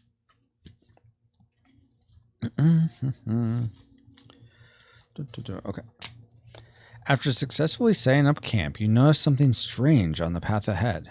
You leave your troop and Juggernaut to investigate, to your prospering or peril. All players draw from the Acolyte stack created at the start of the game, and this will make the player who draws the Warlord secretly the Acolyte of the Warlord. So there's this red bag under here that says Acolyte stack below. Red bag. Mm-hmm. Exactly. So each of us will press T once to take 1 card from this. And when I point at it, it says 3 though. Sorry, there's how many are in there, I think. Okay. 3 are in there. So okay, I just want to make sure it wasn't going to take all of them. I took 1. Okay. Already. Okay, I took 1. I took 1. Okay, so we've all taken 1. Awesome. Keep in mind, none in there. Keep in mind, Drake, you are now currently at your hand limit. So if you take another power card, you will be over your hand limit, and you need to discard one. Yeah. And what's your hand limit? Your hand limit is the number of available charge slots you have. So you have 4 OWAs. I have 5. Drake has 3. Yeah, I get 3. Mm-hmm. Okay. And it's only power cards. If you get a quest card that goes in your hand, it doesn't count against your hand limit. Yeah. All right. So we defeated that guy. Awesome. And this headstone did not have the layer. We're going to remove 1 of the gates from Seneschal. And we're going to move the Warlord Power Multiplier up to 2. So now all beasts and junk golems will be double powered, essentially, when we fight them. But we are done with our camp. Drake, we sort of skipped over you because we are doing that together. What are you going to do for your camp? Thinking about it, since I only have 1 speed right now, I should probably rest up. Yeah, so augment. Yeah. Okay. And because you're on a village, you actually get to augment with 3 dice. Cool. I don't know if you need that, but It might be helpful to you. I have no idea. I forget. Do I roll it? I roll it like for this, right? Yeah. If that's sort of the guide for it, yes. Yeah. Okay. I'll use these 3 here. Okay. Convenient.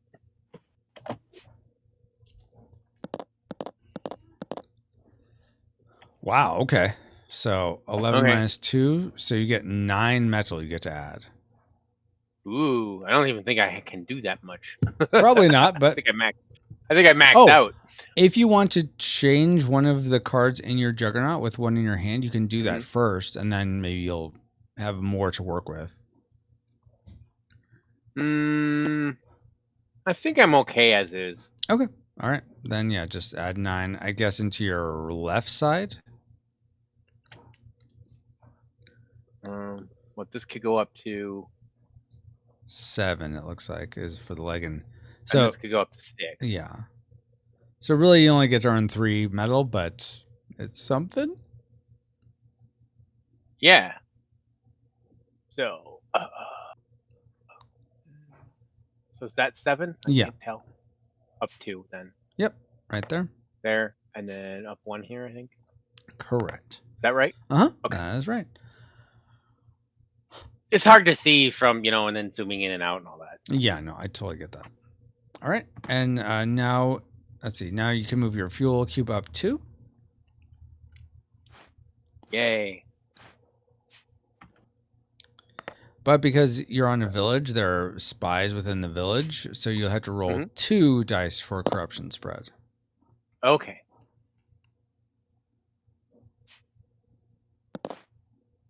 All right, so 6 and a so 1. nothing for that one, and then 1. Yeah. We get 1 here at the junkyard.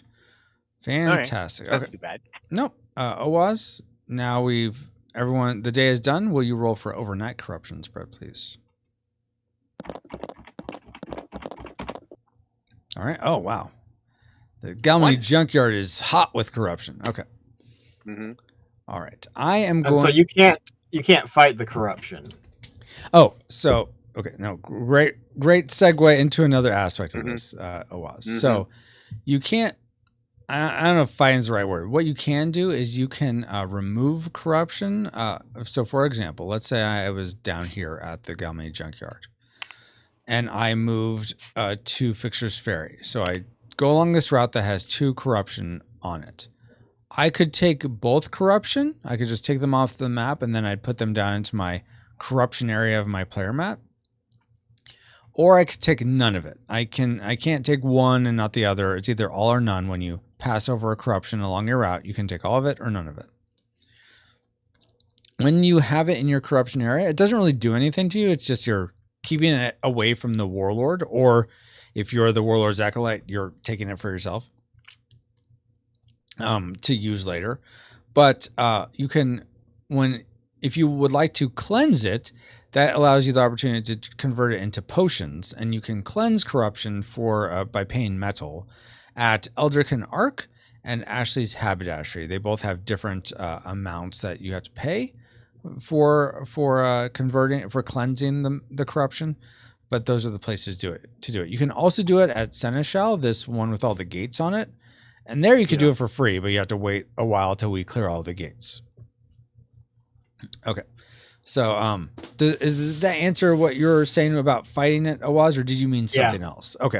No, that's what I meant. It was like, how can you remove it from the board? That is how. Okay, let me go back to where I was. I'm going to stay Great put. question. Indeed. I'm going to stay put for now. And Owaz, you can always stay in the same place you're at as long as your fuel cube isn't at the top 8 row. If it's at the top, you have to move somewhere. Okay, so I'm going to stay put and rest. Drake, where are you going to go? Are you going to keep going for your quest or do something else? Yeah, is it? I get to move now? I thought I was staying here or is it? I mean, you could stay there again. Let's see. I think you could get there in your 2 more turns because. Okay. Yeah, 1, 2. I just wasn't 3. sure about the like. I guess this is my turn. It's another round again. Yeah, so I can move exactly, again. exactly. Yes. Okay. Because I was like, I already didn't move. Yeah.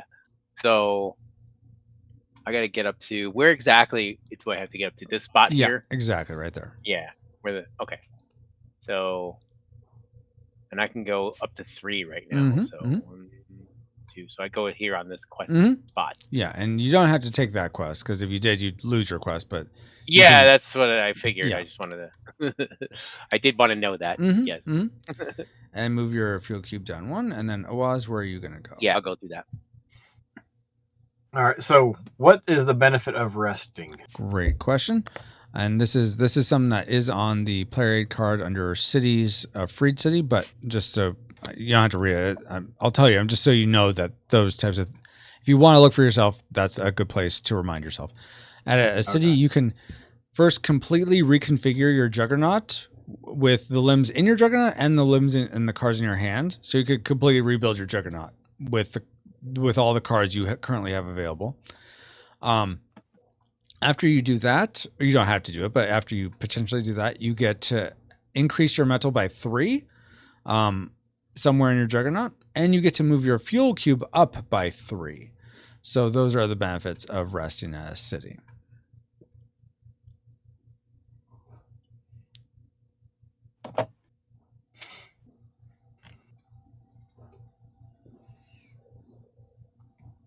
I think I will do that as well. Okay, sounds good. Hang out there and. Yeah. So when do you move your cubes? Only if you travel somewhere. So for us, we are not traveling, so we don't move our fuel cube down at all. No, but I mean, when do we? Because if we're resting we're at a city, right? Mm-hmm. So if we're gonna rest there, I don't want to stop anything up when do I gain the 3 metal and the 3 fuel?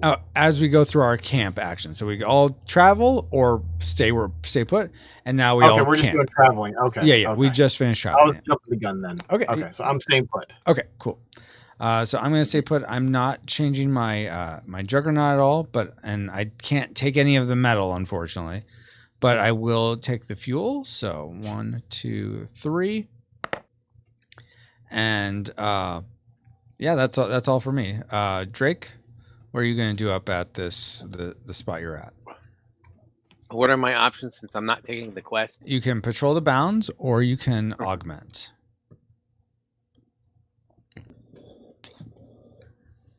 I think I'll patrol the bounds. Okay. Would you be willing to give me some water? And I forget how I got to roll something for that. Just cold water. Is it, or do you take the first 2 cards and build a mech, isn't it? Yes. Or a Juggernaut? Sorry. Your normal 130. 130, yes. Yeah, the top 2 cards of the draw pile. As you wish. Thank you so much. Yeah. You don't have to. You're asking. Well, that doesn't mean you have to. I'm talking with Ashley right now. Okay, I just want to make sure because I was. All right, so wow, this is going to be kind of crazy one. So it's going to have 8 attack strength because everything's doubled because of the Warlord power multiplier. Oh. Oh yay. So it actually has 8. Yeah, they get tougher. So you gotta be careful about that. And 6. Oh, whoops! What happened there? And just so you're aware, if it hasn't happened yet, but if a beast ever has the 2 cards match the same element, the same color, then they both have the upgrade amounts instead of the base amounts. Yeah. Yeah. All right, so you're facing a Blaze Python. Ooh. Blaze Python. Watch Yeah, out. but I'm like way cooler. I'm just imagining this like snake that's on fire coming at you with like fire fangs. Yeah. All right. Yeah. But it gets to attack you first because you do not sense it coming. All right, so it's attacking you for 8 damage. Let me double check that because right now, since the Warlord the power multiplier is at 2, the action sequences for these can be a little different. But I think Beast is still the same. But let me just double check. Beast total attack. Yeah, it's doing a total attack to you, so damaging you for 8. How would you like to respond, Drake? For 8, and then I probably should do a like a dispel thing, right? If I know. It's up to me, but personally, I'd probably do, since I don't see you have any potions, I'd do a speed block. okay. All right. Yeah, I don't have any potions. That's why I would have to use a card. Yeah, exactly. But yeah, I could do that. That would take my leg out. Yeah, just until the battle is over, though. Yeah. Where is the? Here, I'll help it. Yeah, thank you. That's what I was looking for. Thank you. And it looks like it would do this leg. Yes. Okay. Yeah. All right. So you blocked out that damage, and your leg is disabled. Now it's your turn to act. Okay. I think I'll do total attack. Total attack. All right. And what's your My attack attack is strength? what? 6 + 4. 10. So 10. Okay. Yeah. It that's pretty has. good. It can't defend against. Let's see. Your speed is currently. What's your speed? 7, and its speed 6. So it cannot speed block. You lucked out there. So it's gonna have to take the damage. So it's gonna go. All right. 1, 2, 3, 4, 5, 6, 7, 8, 9, 10. All right. Okay. All right. So now it's back to its turn, and for its action selection of 3, a beast is going to lunge at you, damaging you for its attack strength plus its speed. So it's not that great now, but it's going to attack you. It's going to damage you for 4, Drake. Yes.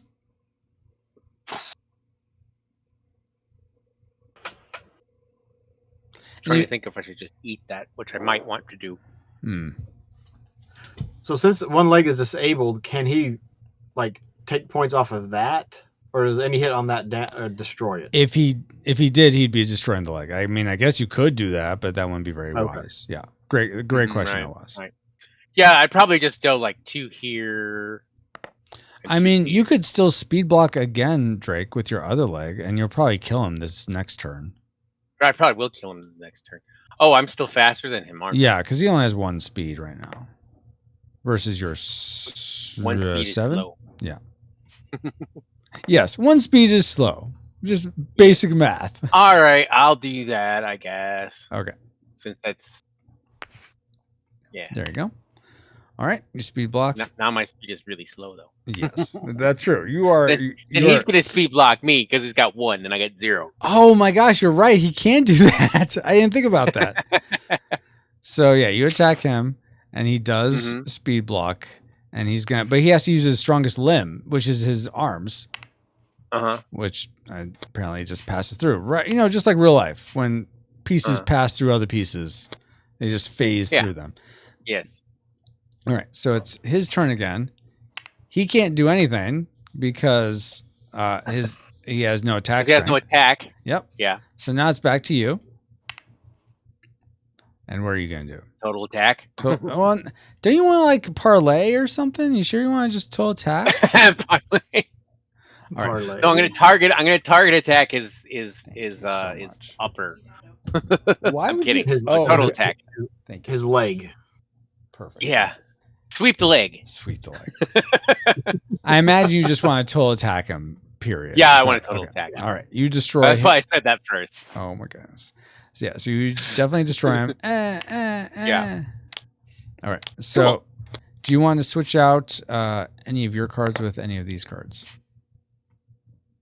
I mean, I wouldn't mind switching out that 4 for my 3 fire. Okay. So, No. Cards in your hand. Sorry. I meant, cards in my hand. Yeah. I thought you meant. Oh. but you can do that later once you're in a city, right? Yes, exactly. Yeah. But he'd could. still have to lose one of the cards in his hand right now if he likes I what would he have has. to lose one of the cards, man. I'll take the 4 and I'll discard this 2, which I think is okay if I do it face up, right? Yeah, that's fine. All right, go ahead and take that 4. I don't know where to put it. Right there is fine. I'll do cleanup here in a That's second. okay. Yeah, thank you. All right, now I'll take this 4. All right, and now you get to roll 2 dice because the world power multiplier is on 2, and if you if you roll a 2, you'll get a free quest reward. No dice. I didn't roll a 2. You get 2 potions though. I'll take 2 potions. There you Oh, go. why does he get 2 potions? Because the Warlord power multiplier is at 2, so that's how many potions he's going to get. But he's got a 3 and a 6. It has nothing to do with that. It's just when you he needed to roll a 2 to get a free quest reward, whatever's on the back of this. It's essentially getting like he's going for this quest now, but let's say he got this as a reward from a beast. Dang it. Okay, good. He would get this the right one? middle reward, this artifact reward, without having to do the quest. Okay. If he rolled a 2, but he didn't. So just a number of potions equal to Warlord power multiplier is what comes onto the card as loot for patrolling the bounds. So that way you don't get nothing if you patrol the bounds. Yeah. Yeah. All right. And that's why I wanted to patrol the bounds. Well, alrighty then. I'm not sure how this happened, Awaz. This is down. Your fuel cube's down here. I think you were at 5. Is that right? Or I should be at 5 once I metal up in power. Okay, then I will leave that there. Go ahead. It's your turn to camp. So. Okay. Yeah, don't know what happened. So raise that up. Yep. Right, Yeah. and then what? How much? We get 3. I get 3 metal. 3 metal. Though, if you're gonna change your juggernaut at all, do that. Get the 3 metal after, so you don't like lose it. Hold on. What? So if you're gonna change out parts, it redoes your metal. Like if you put metal So you into want to a do part, that and then get your extra metal. yeah, exactly. If you put metal into a part and then change that part, you'll lose whatever you put into it. Metal. Yeah. Yeah. No, I'm not gonna do that. So, I think the right side is maxed. So put 1 into my left leg and 2 into my left arm. Yeah, that looks great. Awesome. And let's see. So that's you did reconfigure, you fueled, rested. Okay, yep.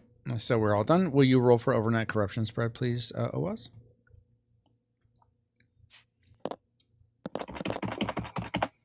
Four. Port powers. Oh, but now 2 corruption come out because of the Warlord power multiplier. So 2 corruption will come out each time now. Alrighty. Now it's my turn. I am going to... I'm going to go on a quest. I'm going to try that. All right. Drake, you're going to try to finish your quest? Yeah. See, my walking speed is at 2. So travel speed. You can make it. Yeah, I can. How about that? Cool. Sweet. I made it. What? Totally tubular. Well, man. Yeah, now I gotta do that whatever to minus the. I gotta pay. Well, not. Or do I gotta wait. I gotta wait till we're on that though, right? Yeah, you gotta wait till we're camping. We're still traveling. So, Yeah. Awaz, where are you gonna go? Where am I going? So I can move up to 5. Correct. And just so, I don't think I said this before, but if you go across the ferry, the river Bitter Run, the 2 ferries count as 1 location to you. So it'd be like going 1, 2, 3. Let's say you want to go up there to the Swift jungle. All right.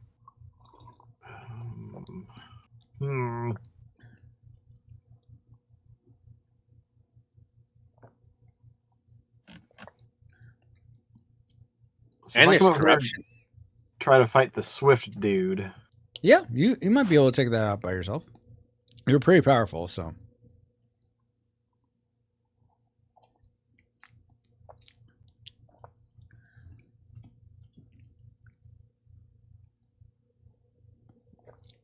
So, like, how many blood things was this good thing gonna have, or does that depend on when I? So it won't start with any because that's not one of its boons. But when it does a focus charge, it will get two charges, and it uses its charges for counterattacks and for its special. Its special is place 1 card from your hand per blood charge into your used pile. So let's say you're fighting it. It did special. you essentially 2 cards from your hand would go into your used amplify cards, and you'd have to either get them back by rolling a restore amplify roll effect, or you'd have to wait till end of combat. So it just limits your amplify ability, is what the special for that guy is. All right. Let's do something dumb and let's go over there. Okay. Yeah. But if I land on him, I can take the corruption off the map, right? Yes, yeah. Only from this one. Yeah, but that goes into your corruption area. Exactly. Yeah. Awesome. All right, so I grab this guy. Not yet. So first we got Not all yet. camp. So for me, I'm taking my quest. So here's what this one says. Father's fight. You investigate rumbling from a nearby village. You surmise from the villagers' clamor that a cultist took Buddy, quote unquote, to be sacrificed at Elder Canark, and Zave went to rescue him a week ago. They offer 2 potions to rescue them and purify the Ark. Unsure of their tale, or even if this Buddy is boy or beast, let alone Zave, you cautiously, I can either travel to the Ark and rescue the captives. I have to defeat the cultist, reducing my metal by 1d6 times the Warlord power multiplier. Take this card and draw 1. Or leave. Elder Canark is profaned. Add 3 permanent corruption to its adjoining road, so those could never come off. I'm Sounds going. bad. Yeah, but I want another heroic feat, and I'll get that by completing this quest. So, Yay. all right, that's my travel or my camp. Drake, go ahead and finish yours. All right, finishing the quest. 1d6 times the Warlord multiplier. Yep. How many spiders will you fight? Let's see. Yeah. So I want a low number on this one. Yes. 5. Well, 5 that's not very low. spiders. You need 5 times 2 is 10. So you fought 5 spiders times that were too powered each. So lose 10 life. Ugh. That's Or 10 well, I mil. got this one's pretty. This is pretty high though. That's true. Take this one for like 5, Mm-hmm. and then 1, 2, 3, 4, 5. All right. There. Then you have completed this quest. So Yay! I can put this into my hand or whatever. no, so artifacts actually go by your guy. So they go, because there isn't really room. I'm just gonna put it right here, but it would go next to where it says sort of artifacts on the side here. Okay. And then do I have to apply that at a certain time, or is it just always? It's just always sort of there. I think on the update card it says passive instead of bonus, because really this is a passive effect.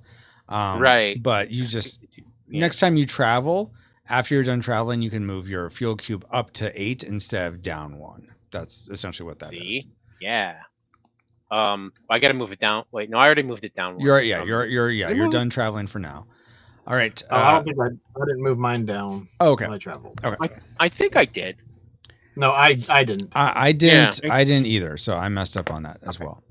All right. Oaz, game's on for you. Okay. Or did I? Out here. No, I'm sorry. I don't think I did. I don't think I did when I moved to it. Okay. Because I'm only at 2. Oh yeah, and you only had 2 to go. I was at 3. Yeah. I was at 3, and I moved, and then I moved 2. Yeah, you should be at. You should be at. I should be at 1. Yeah, the first one. Also, I neglected because you finished the quest heroically. You get to take a heroic feat. Yes, that's what I was going for. All right, I'll take this one. Let me see. Let me check the what's on the other side. And you also get one of the closed gates off of Seneschal. It becomes a potion that you get to have also. So while he's doing while he's doing that, you can definitely go ahead, Oaz. Yeah. So does it go leg, arm? Okay. I want this one. That's nice. I think. Wait. Wow. I did pick stupid things, didn't I? So to rotate orthogonally, I think is the right word. Q and E rotates orthogonally. All right. So these are going to have their upgrade amount times 2 because of the Warlord power multiplier. So this one is 4. 2 times 2 is 4. Gosh. And this one the other one is 14. 14. Ugh. All right. And then the leg, the bonus for the Swift Junkum is things are doubled. So it's actually be 1 times 2 times 2 for the Warlord power multiplier. Oh, you got it. All right. Wait, is that? No. 1 times 2. That's 4. It should only be 4. because I thought it was. well, the element doesn't match. It's fire to wind, so that's why it's its base metal. But then it's ×2 for its bonus, and then ×2 again for the World of Power multiplier. So it's pretty slow, actually. Okay, that one goes. Yeah, and that one goes. There you go. Okay, awesome. But you get to go. You get to go first. All right. So, what would you like to do? Oh, and it does get 2 potions also. 1, 2. Okay. What does my ability do? Your charge one or which one? Oh, Dread-Eye Jack? Yeah. Okay, so essentially since it's an NPC, what it's going to do is it's going to it can't give you a card. So you roll 2d6 and it just takes that as damage, though it will try to dispel it with their potion. Oh wait, no, can't dispel or speed block. Okay, so it's just going to have to take the damage of 2d6. But that's the entire attack, right? Yes, that's your entire attack, exactly. So it's not based on your attack strength, it's just based on 2d6. Yeah, 6, 7. So my attack is 15.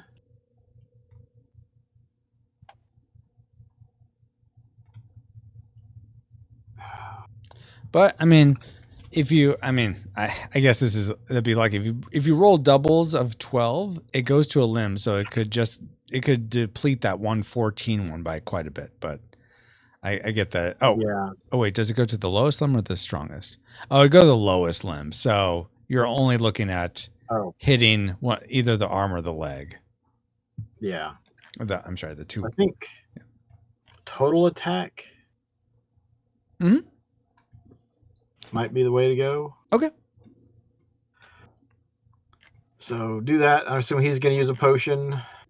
Yes. So let me start that. So, this should have been reset. So yeah, he uses a potion. So now you have to use a potion. So I'll use a potion. Okay. Now he'd have to play 2 potions. He doesn't have it. So your total attack goes through. And what was it again? It's not 10. What was it? 8 and 7, so 15. 15. All right. So yeah, 1, 2, 3, 4. Come on. 5, 6, 7, 8, 9, 10, 11, 12, 13, 14, 15. That's a good hit. Jeez. All right. Now it is its turn. And since the World of Power multiplier is at 2, what Junk Golems do for their second action selection in combat is a focus charge, if I remember correctly. Yes, focus charge. So he's going to focus charge with 2 blood charges. And so I should put this over here. That was his action. Now it's back to you, Owaz.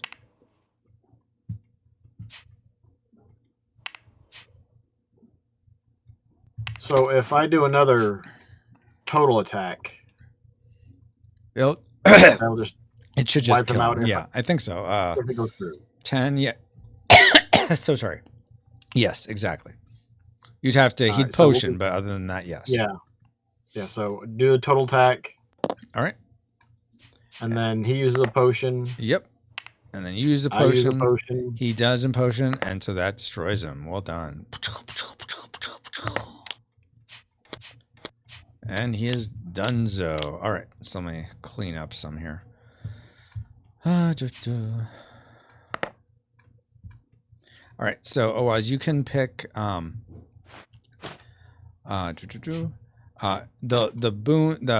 what you can take as rewards are these potions, one of these limb cards, and then the body card. Okay, so I have to discard one of the. No, you don't. You don't have to discard one from your hand. You just take one straight. All right. So, but I will have to discard because I'm above my limit. Yeah. My bad. Okay. Yes. But you take one first and then discard. Yes, correct. Right? Yeah. Which means you can discard the one you take too if you want. Yeah, exactly. Yes.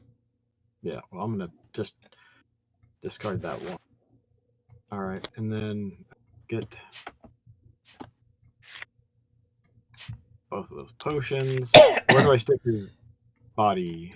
Yeah, you just put it there. I usually, in real life, I'll slip it under my player mat so I just see the Victor's Boon part, but you can't do that here. So yeah, right there is fine.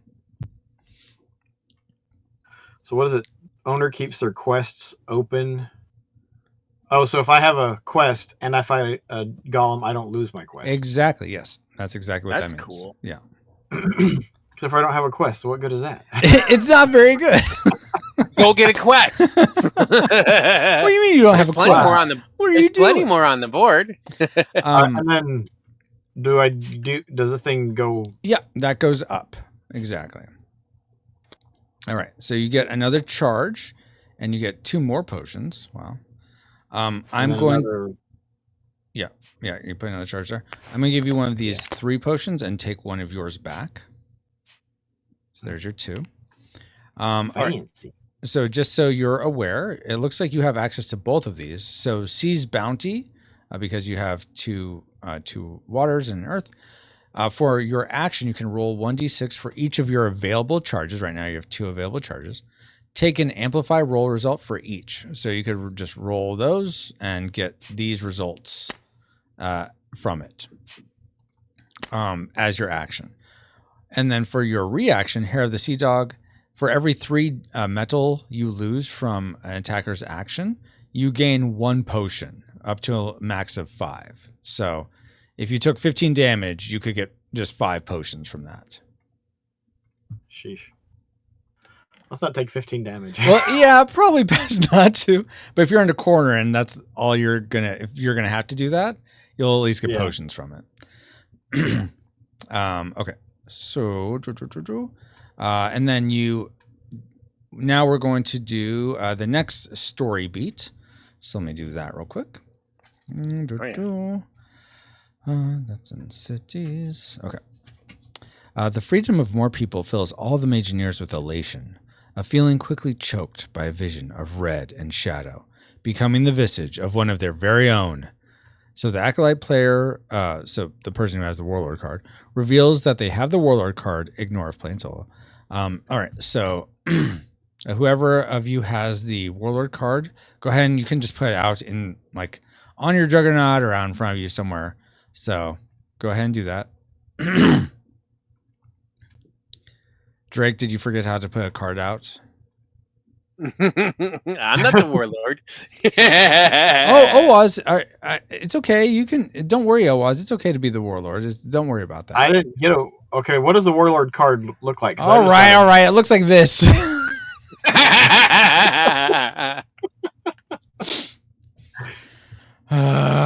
Why this game? Seriously. Sounds like something a warlord would say. Well, so now I will caution you, particularly Owaz. So the Warlord card, yes, I got it in the initial draw, but it can pass to other players. How that would happen is, let's say I'm going to work my way over to this place as one of my quests. But let's say I'm here and I travel, and let's say you're staying there, Owaz. I'm here and I travel up to here. Or I'm here and I travel onto this space. If I'm ever on a space or pass by a space with another Magineer, we compare how much corruption we each have. And whoever has if one of us has more corruption, the Warlord card will go with them or stay with the person, whoever has them, if they're already with the person with the most corruption. So if I were to do that, the Warlord card would actually pass to you, because right now I have 0 corruption and you have 1. And I have 1. Yeah. Yeah. Mm-hmm. All right. So just something to be aware of. All right. So, and then I have this quest. I did that. All right. I still can't believe that though, that I don't, this game hates me. So I don't know why. You're the warlord. Are those the only actions you can take, or can you take the ones from Saffron and the warlord? So when it's the final confrontation, whoever has the warlord card gets 2 actions during their turn. They take one with their Magineer or Acolyte and one with the warlord. Yes, but right now the warlord's hidden in his lair somewhere. I don't have access to him. This is just so you know I'm the Acolyte. That's really all that's for. Mm-hmm. All right. So now we did that. That is the end of the camp for all. That's the end of the day. Oaz, do your overnight corruption spread, please. All right, 6. So no corruption spreads. Nice. I mean, not nice for me. I want corruption spread now, but nice for you guys, I guess. Yay! All right, I'm going to go try to finish this quest. So I'm going to go. Unless you pawn the warlord off on him. Oh, did we take a marker off of? What was it? I did. So- For you defeating that one. Shell? Let's see. Hold on. So you did the Is that where that quest. fucking- I did the quest and he did the thing. We defeated And- Headstone, and then you defeated Swift. Yeah. So there should be 3 missing. Oh, there should be 3 total? missing. And so actually, you get to. Oh, yeah. That's one other part. Now we have the possibility of finding the Warlord's lair. So actually, Oaz, before we do corruption, so we'll still count the 6 as no corruption spread, but we have to. I reveal that I'm the Warlord. A roll. Now you will roll 1d6, Oaz. If you roll a 1, you found the lair. And we're going to start the final confrontation. Whoa, jeez Louise. Seriously? Fine, okay. So now we start the final confrontation. So give me a second, guys. I was going to go... All right, cool. I was going to go and take these corruption, but that's okay. I'll get them anyway. Bwahaha. Yeah. All right, so I have... So I'm going to have Twig here, so I'm going to get rid of these real quick, guys. Okay. So just so you know, in the real life version, this Warlord player mat is just on the back side of all these Juggernaut player mats, but there's no way to flip these big board pieces in Tabletopia, so that's why I have this up here. Just so you guys are aware. Yeah, that actually makes it more convenient in real life. Yes. Well, yes and no, because you have to take all your pieces off the board in a possibly limited area and then put them all back on.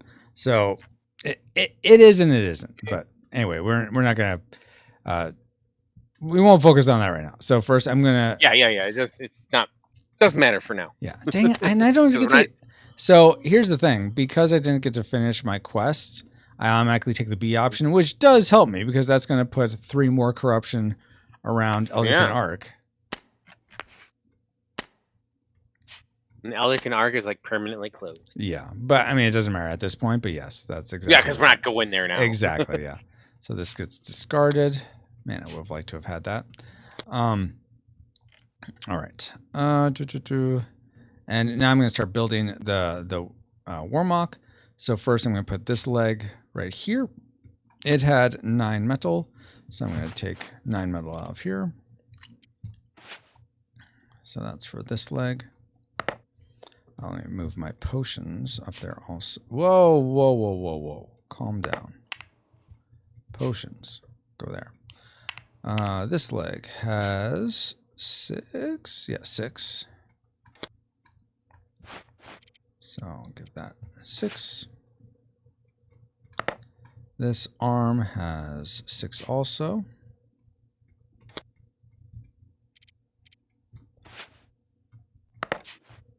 And this arm has 5. Thank you, OS. There we go. Appreciate that. All right, now I also get to take from the Warlord build pile, which are the cards that were discarded along with the junk golem. Like one of whoever slayed the junk golem would pick where one of the limbs goes. The other one goes to the Warlord power multiplier. Like their scavengers come by when you've left the body and take something, and then the other, the lowest number goes to the junk pile. But all right, so this will go to the leg first. All right, and it will be the base metal times the focus, Francisco. Base metal plus the Warlord power multiplier, which is 2. So we get 3 metal for that. Oh, I got 2. There we go. 3, and then 1 more card will go to my left arm here. Okay, and that'll be 7. Which let me try. Okay, I don't need these ones from my body anymore. So 1, 2, 3, 4, 5, 6, and we don't need these on the cities anymore. 7. All right. So there's 7 for that. So now I'm minus 1 arm, but that's okay. And so now my guy is built. I'm going to move my saffron up here with my warlord. And now the last part of building the warlord's mech is I count all these corruption and any leftover of these. Oh, wait. So this one will have come off and gone to you. I think we determined that. So Awaz, you get this potion.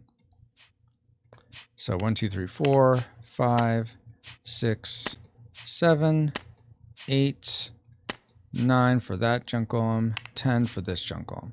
All right, so half of these, so since there's 5, I don't think I'm missing any others. 5 will just become potions. So 1, 2, 3, 4, 5. Oh, I got the Ebenezer. Yes, okay. So this is a special token. I'll describe it in a second, Awaz, called the Ebenezer, but okay. Oh, the Ebenezer. Yes. And then these other 5 will stay as metal, evenly distributed to my Warmock. And when I take damage and I apply the damage to these limbs using these as metal, they become potions for me to use. So I get 2 effects out of them. Yeah, he gets lots of stuff. Well, I'm going up against multiple people, so. Oh yeah, no, it's fair. Believe is. me, I've played this game. It's well balanced. I am not complaining at all. I didn't take that as complaint. I'm being. Well, I haven't played the game and I'm complaining. Fair. Like, what is this? That's fair. Ridiculous. That's fair. You get too much. So there's a reason I backed it. Yes. Which again, thank you so much, Drake. So the Ebenezer is a special item that whoever gets it, whether they cleanse it during the game or like what happened here, the Ebenezer or the warlord got it by flipping over one of these. You'll roll 1 die. That's not a roll, Francisco. That's a flip. All right, so I got 4. So this guy, and I'm just going to leave the dice up here. He has 4. The Ebenezer is a limb, an extra limb that has 4 metal, and the 4 metal apply to attack strength and speed, and it counts for all element colors whenever I'm doing an amplify roll or for specialization abilities, which I only have 1 right now, but that's them's the breaks. So it's essentially +4 to my attack strength, +4 to speed. I can upgrade to a max of 6, and yeah, again, it counts as each color or each element. All right, but because you guys found the lair, congratulations. Oh, and we all get transported over to where the lair is. You guys get to attack first, so I'll let you. Oh, and I get this. I still get this. This little yummy Victor's Boon headstone guy. We're about the same speed, aren't we? I don't know. Awaz and Drake, are you guys the same? No, I think Awaz is way more. Is he? Okay. I'm like 13. If you're 16. 16, okay. Something like that. No, mine's still down. I'm like 5 and 6, so that's only 11. So yeah, so you're higher. All right. Either way, you're higher. So Awaz, you get to go first. What would you like to do? Run.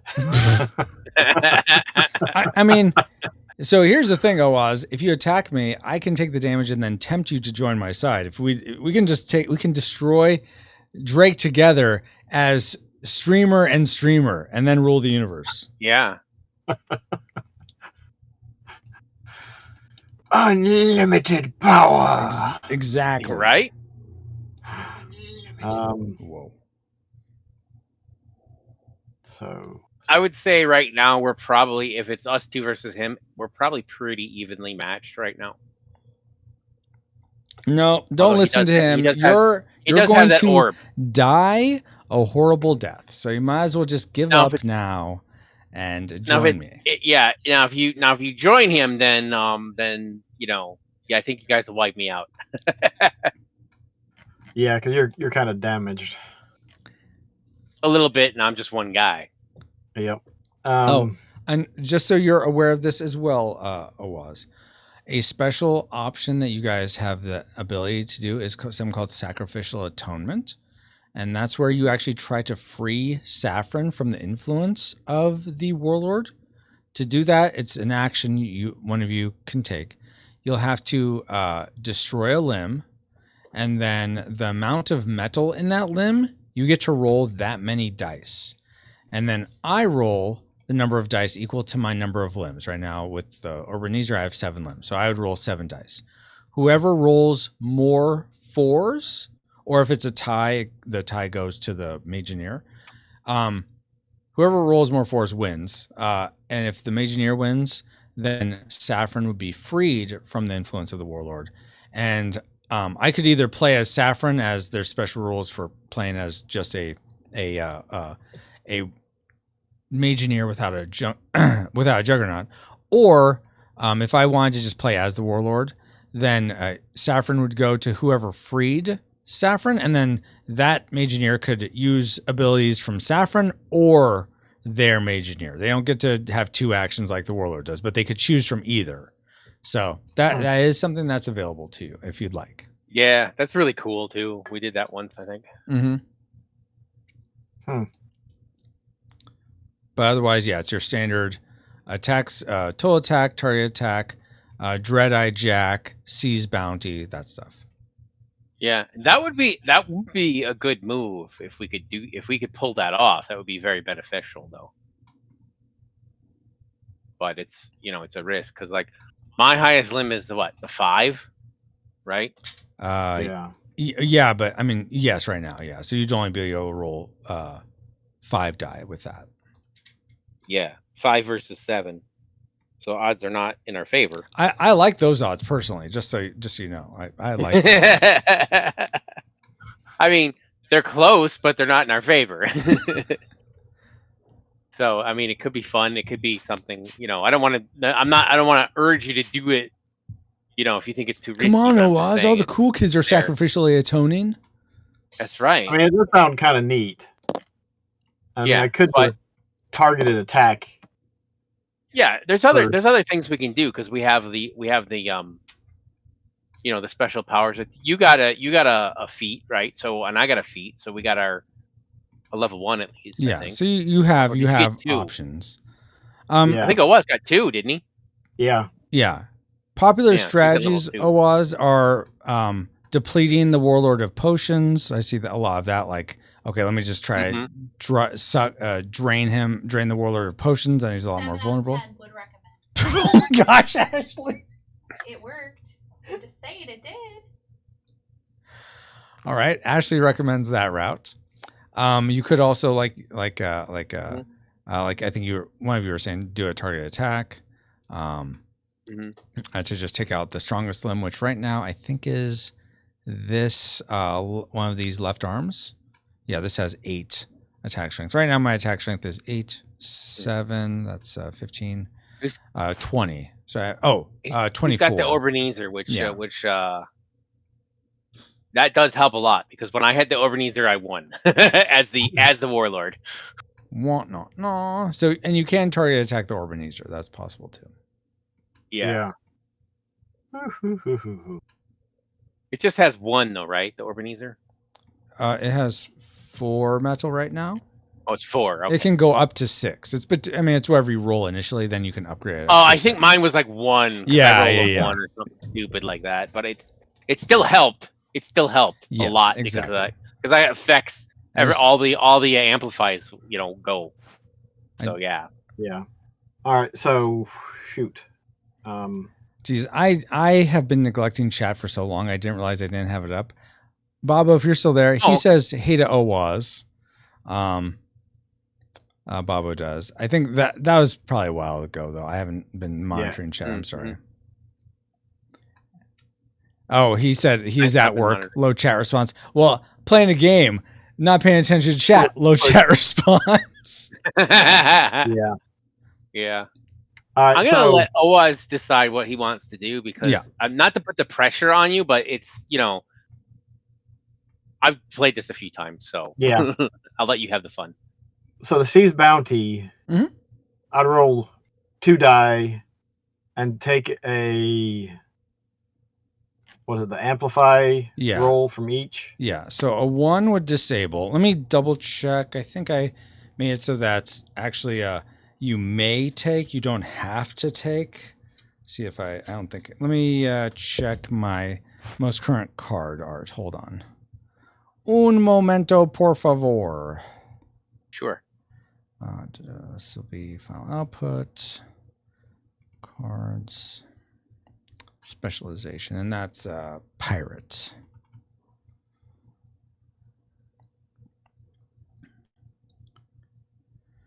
And turn this so I can read it. Okay. And I'll just put this on screen for everyone watching. Oh, whoops. Okay, so Seize Bounty. Roll 1d6 for each of your available charges. Take an amplifier roll result for each. Okay, no, so you have to take the results, even if it's a 1, which isn't very good. Yeah. And what is the rusted?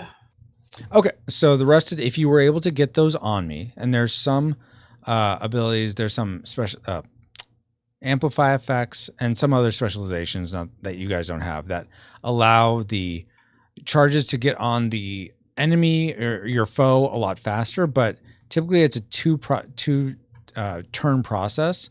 First, you're going to get, well, I'll answer your question first, and then I'll tell you how to do it. If you were able to get one of these on me, so I'm going to zoom out, I'm going to pretend it's on me, way over here, way up here. Okay, so let's say that rust is on me. So every time I take an action, I'm going to have to disable 1 limb. If I have 2 rusts on me, each time I take an action, I'm going to have to disable 2 limbs, and so on and so forth. Now, to get that rust on me, well, don't do that, Francisco. To get that rust on me, back to your board, first you're going to have to do a focus charge. So when you do a focus charge, you could put like 1 here, you could put 1 here, you could put 1 on each arm, you could put both up here and just boost your guy. Well, let's say you put them 1 on each arm. Okay. Now you have to attack me. So that's your first action. It's just the focus charge. Now it's your turn again. Okay.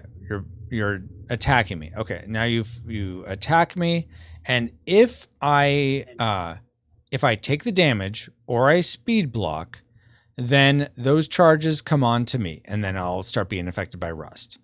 But if I dispel it, then the charges won't come on me, and they'll just go back into your available charge bucket again. So you have to be fairly certain that either I'm not going to dispel, or you have a way to keep from, or you have an amplify card that will get those on me immediately without having to worry about a dispel.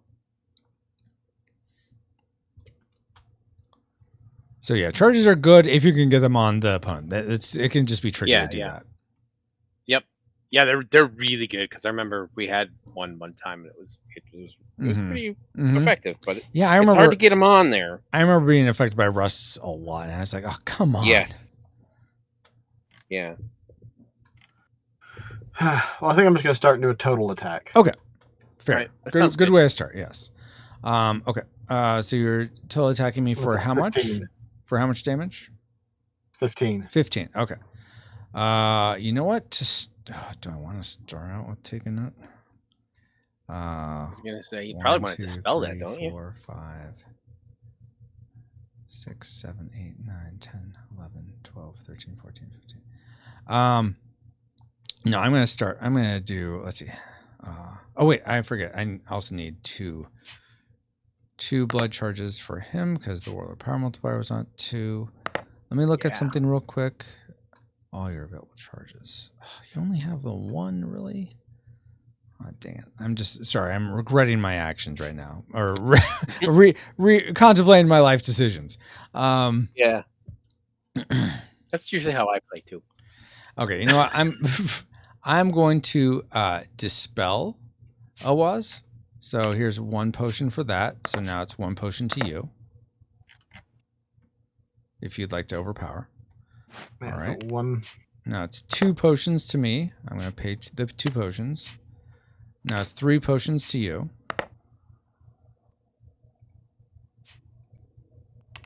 Jeez Louise. All right. I am going to take the damage. So I get 1, 2, 3, 4, 5, and that leaves 10 more, right? Yep. Okay, and I have 1, 2, 3, 4, 5 limbs, so I'll take 2 from each. 1, 2, 3, 4, 5, 6, 7, 8, 9, 10. All right. Now for my. Oh wait. Dang! I can't. Why did I do that? I just realized I can't do 2 reactions. I already reacted with the potions. I lost. I was thinking, oh, I'll react again with my Twisted Temptation. Dang it, that was dumb. If I was thinking correctly, I would have just kept potioning, but at this point, I'm not going to do that. So, good job. You caught the Warlord unawares, Oaz. So, it won't happen again. Until the next game. The Warlord. Oh my gosh, Ashley. All right, so that was your turn, Oaz. Drake, your turn. Because I'm guessing it's. Let's see. Yes, I'm the Should I Warlord do- again. Should I? Yes, my game does have it out. Should I do a total attack, or should I try Your game really doesn't. something else, Targeted. like Or Hymn one of of your- Elderkin? Junk a card in your hand. You and teammates gain the following based on personal element affinity. Fire is +3 metal. But no, you guys don't have fire and earth on your team, so it'd just be the water and the wind. Oh, it's just whichever your affinity is. Gotcha. Yes. So yeah, so you're the water and I'm the wind. So the water gets 2 potions and the wind gets 1 amplify Well, that's technically an amplify card, so you get 1 card. Yeah. So I junk a card and then I get a card. Exactly. Yes. That sounds kind of useful. Now the thing is that it doesn't do any like attack damage, right? No. That's your whole action. It's more like it's more like a prep thing. What do you think? What do you think, Oaz? Would you like some extra potions, Oaz? That'd be how it'd help you. Yeah, it could be helpful, but man. Or do you think I should just try to attack him? He's probably going to dispel it. Yeah. I only have 2 potions, and I would have to use, if I wanted to go further, to have to use my cards. I like that. I like that idea. Oh, he likes that. Just use all your cards. I think that's great. Great notion you got there. Then I can't do that move again. That other move. Exactly. Oh, I got 3 potions. Cool. Where'd I get the 3rd one? Oh, was that when I defeated the quest? Controlled the grounds or something? No, I got 2 for that, didn't I? I don't remember. I trust that you have the number of potions you do. I don't think. I mean, I didn't put it on my board, so I'm going to trust, but I just don't remember where I got the one. I think I probably did get one. You probably stole it. You're probably the warlord. Yeah. Drake's the warlord. Sure. Are you saying you're trying to tempt me? Yes, exactly. Pulling a twisted temptation. Exactly. No, but what action were you going to take? Well, I mean, I was just sort of discussing with Oaz. I mean, so you don't need to discuss with your team members. You can just act solo. I'm sure that'll go well. It could, if I did really good at it. What's this not? There it goes. Yes. And I can't even use the cartographer thing that I got. Yeah, sometimes that happens. It's fine. It's fine. That's the way it goes. Or I could try to I could do this shock charge and charge it up. Yeah, you can just put it in here. Just cold water, please. Like focus charge, or I got these actions: total attack, target attack, and focus charge. Cold, please. I'm sorry, Drake. Were you asking me a question, or are you guys just discussing? Getting 2 more potions would be handy for me, but he's just got so many potions. So you think I should attack and drain my potions? And drain his potions? Then you do the target attack and try to take out a specific limb. And He's still probably going to try to dispel that, but Yeah. if I was gonna do that, I would target the weakest limb. Can I do the? I can do the weakest limb, right? I get to pick, right? Yes, you can pick which limb. Yeah. Therefore, it being more assured of getting it, although it won't do much damage to his total, like quote unquote HP, but it's metal. Yeah, but so like if you go for that leg, like that Mhm. reduces your overall speed, right? Mhm. Yes, and It so reduces it by 1. just so you're aware, if you do attack me, I will likely actually speed block instead of spine. I should. Well, first, actually, I'm going to do my twig ability, which I neglected to do with Owaz, which means if I roll a 1, I'll just the attack's You negated. just miss. But yeah, then just miss. I'll Yeah. probably speed block, just because my speed is higher than yours, Drake. Yeah. See. Which I also should have done against Which- Owaz. which- I just wasn't thinking. Yes. Well, if you'd done that against Oaz, I'd target attack your your limb that's disabled. And that would have been wise. Then you, yeah, See, that would have been good. That yeah. would have been good. See, I knew you were going to do that. That's why I didn't speed block Owaz. That's why you didn't. Yeah, you were clever. So, but you think target attack was? Is that what you're saying? That's what I'm wondering. But instead of going for the one that only has 1, you could go for I could. the left one, and then like is that one that he really? I wants mean, it to use doesn't. It potion doesn't. for? It technically doesn't matter if it gets through because I think my attack is high enough to destroy any. 6. It would destroy either one of those. Or it's 7, right? Yeah, My attack so is it would 7. destroy any of the limbs, any of my Yeah. legs. So ideally, I'd probably go for the strongest one in that case because that would do the most damage total. I mean, I guess. The damage doesn't it doesn't splash damage, right? No, I'm the only one that has that ability. Yeah, that's what I thought. Yeah. So just you wait. So I could do that. He's probably gonna dispel it or speed Yeah. block or whatever. But actually, No, don't. But actually, I don't like this sound. Effect. if he speed blocks, he has to use his most powerful limb to do it. Yeah. So if I attack his most powerful limb, it still would block it though. Yeah, it's still block it. Yes. But it was just funny. I'm just thinking, what if I attacked it and then it was and then it was disabled already? But it doesn't work that way. I'd probably go for the leg anyway, and it's 50-50 anyway. So if I went for the leg, you could disable the other one anyway, even if it's gonna be like that.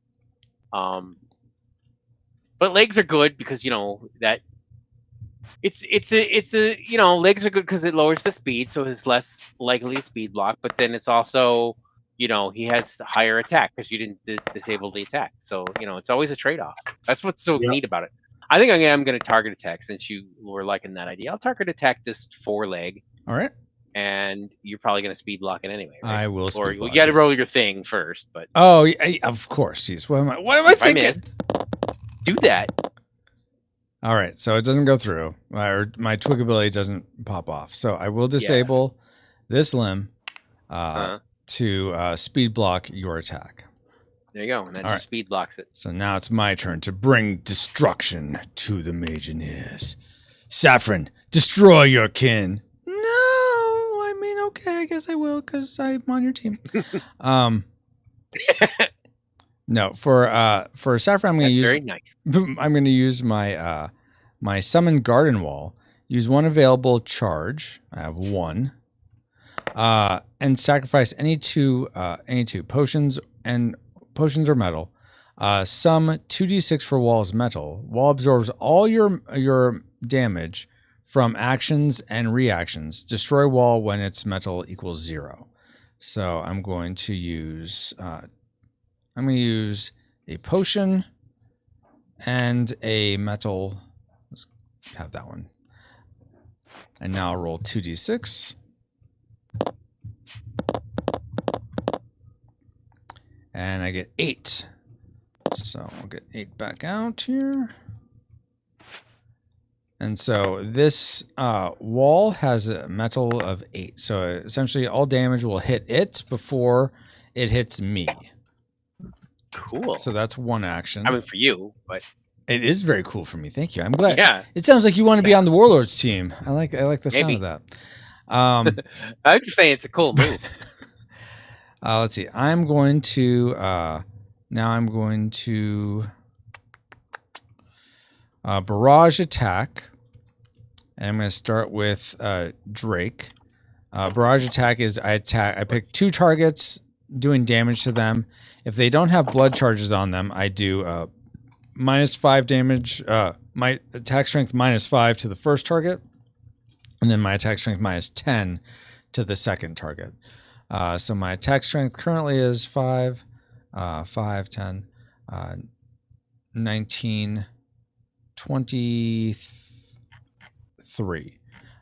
So 23 damage is what I'm going to be doing. -5, so 18 to you, Drake, is what's I'm going to target you first. So 18 damage coming your way. Right. So I'm going to put a potion up so that I at least do something. All right. Rather than just take it, because I think that would kill me. And then I'm going to play a potion as well. So that's 2 potions to you. 2 potions to me. Well, I have 2 potions here. Well, that's lucky. Yeah. All right, now I have to pay 3 potions. I will pay 3 potions. 1, 2, 3. Now you have to pay 5 potions.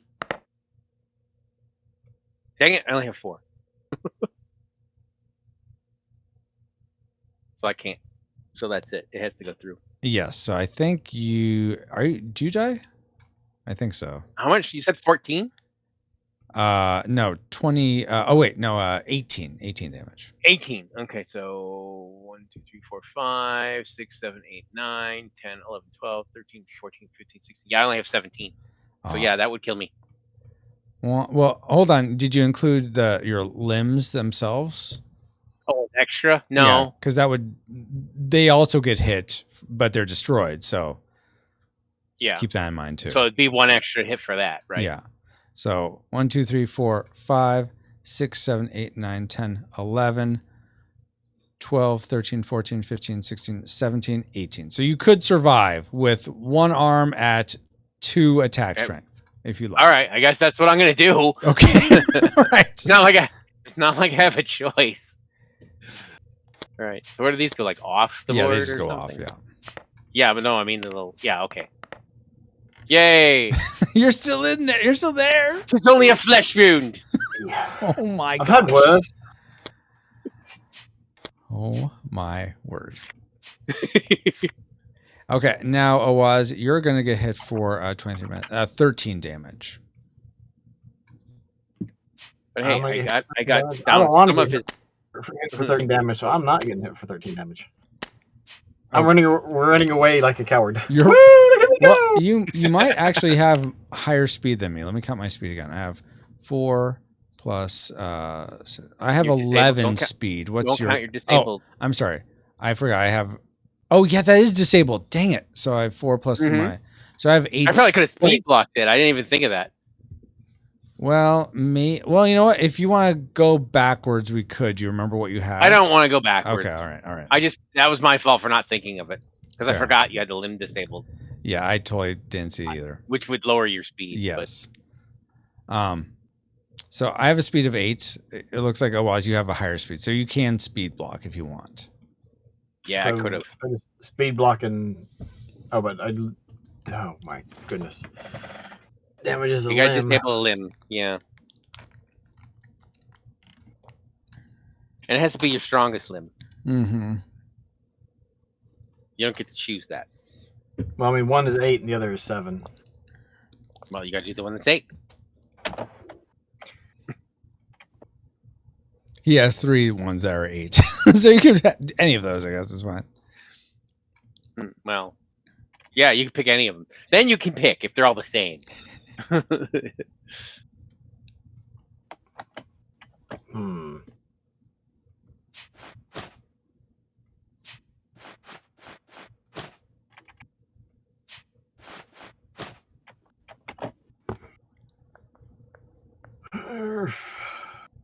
gonna get hit for what?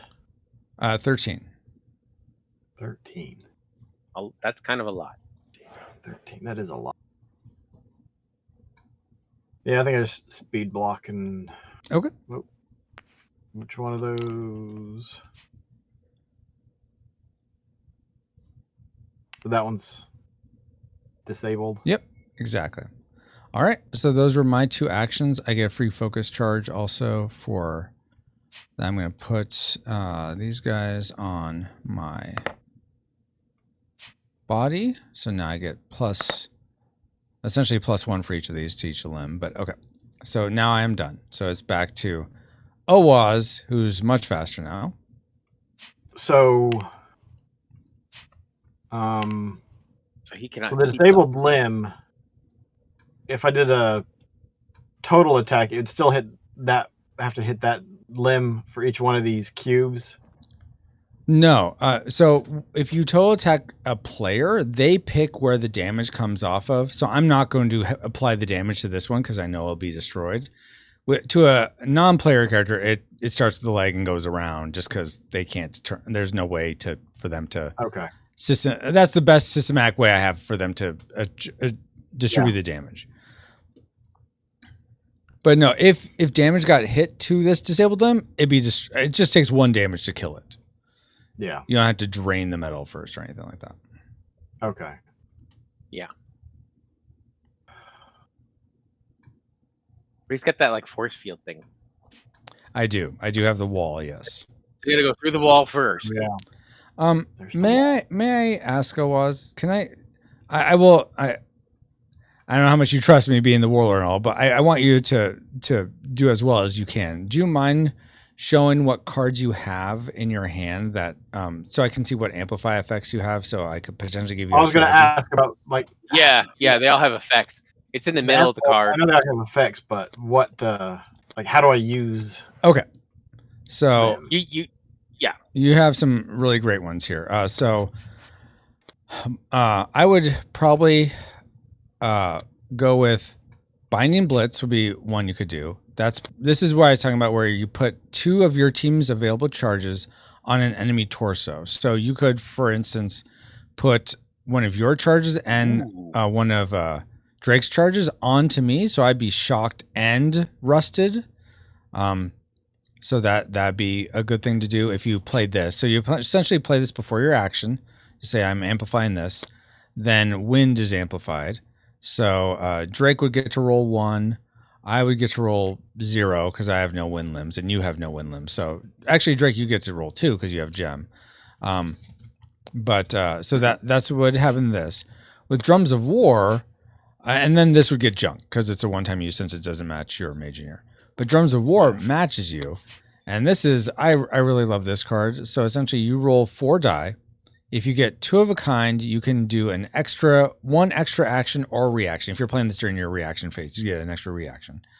If you get 3 of a kind, you get 2 extra actions. So you can potentially attack 3 times in one turn. That's kind of what that means. Or react 3 times, defend 3 times if you have a really good defense or something.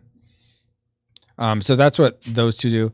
Fairy Aid wouldn't really help you right now. It's essentially if your limbs are lower than their base metal amount. Like if all your metal was at like 3, 2, 3, like really low, you could play Fairy Aid and they go to their base metal amount, which is 5, 5, 4, 3, plus 1. So it'd be 6, 6, 5, 4 is where how the metal would be distributed. But you could also play that on to Drake, and he could get some metal back. And again, this would go your used pile. It wouldn't get burned. Magic Leak can be good and not good. So Magic Leak just disables any limb. You could disable your own if you want, but you usually put that on an enemy, disabling their limb, and you choose the limb. And then, but then they get to make an amplify roll, which means thank you so much. Thank you so much. Which means they could potentially roll 1 and then have to disable another limb, but they're more likely to get something advantageous from the amplify roll. Is there anything else? No, thank you so much for this. Does that help give you some ideas for what your possibilities are? Or okay.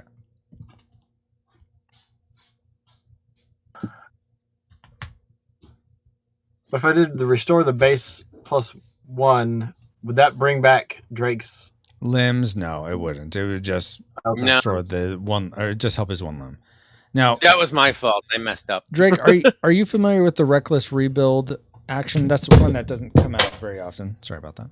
I don't remember. Okay, so just so you're aware, reckless rebuild is a special action you can take, which means I can't dispel it, but you can randomly pick or have another player pick a card from your from your hand. So for you, you just put them all out face down onto the board in front of you, and then one of us picks a card from those.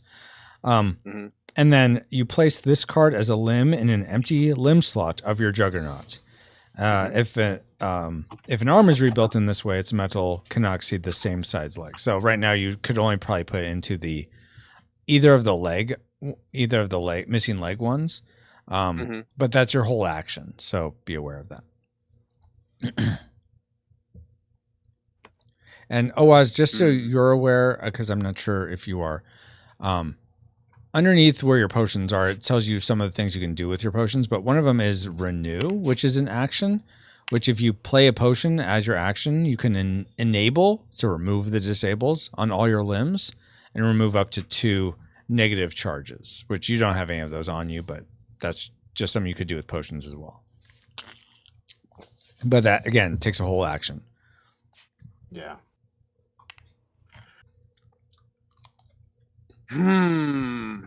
Yeah. So it was his turn, though. So. Yeah. Yeah.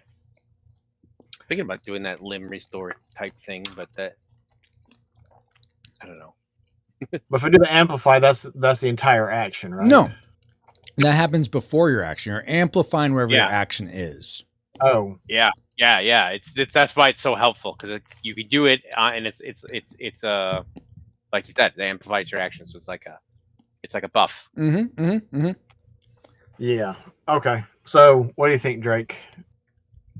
I think you should do one of those buffs. I don't remember which one was the best in my opinion, but I got the drums of war, or if I get some of the same, I get to attack again. I think the one that like lets you put the rust on him. Yeah, I think that's probably the best one. And that can't be dispelled, right? Right. The only way I could block that is with a not today card. Yeah. The nope card? Yeah, the nope card, exactly. Yeah. All right, so... And that's a 10. Oh, I didn't mean to put that back in my hand. But you can only play one? Yes, you can only play one, exactly. There are some specializations that allow you to play multiple amplifiers in your turn, but yeah, it's just one. Yeah. So if I do the 2 of your team's available charges on an enemy torso... That means you can put rust and rust and shock, or both rusts. It's up to you. Well, when Drake is gone, like he's gone, like he has nothing that can be done, and I couldn't use the charge if he gets killed next round, right? Yes, and also if he does get killed, the charge will come off of me. So. Oh. You should put the rust on then. I forget, what does 2 do versus 1? With 2 rusts on me, essentially I would have to disable 2 limbs each time I take an action, and I take 2 actions for my turn. So, right, yeah, so that's pretty good. And I forget what the shock does. It would reduce my attack strength and speed by 4 for each shock. So yeah, I would go with the 2 rust. I think you can't grab something and use your shortcuts. Let's put these on your Warlord Juggernaut. Okay. Oh yeah. Okay. So you're amplifying. So first we have to do the roll. I mean that's fine that you're doing that. But yeah. Technically you amplify, or you wind magic is searched throughout the land. So anyone with a wind limb or the wind mage engineer gets to roll a die, which right now that's only Drake. So he gets to roll Yay. 1 for the Mageneer and 1 for his gem torso. That's the special for the gem torso. So I'll let him do that.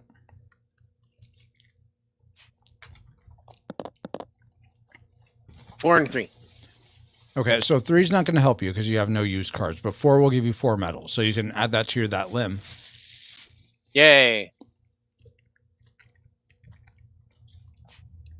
Okay, so now the the effect of the Binding Blitz would happen, which you just did. And now it's maxed out. And now this gets junked. Yep. And now you take your action, Drake. Oaz, sorry. Was, Okay. yeah. Oh.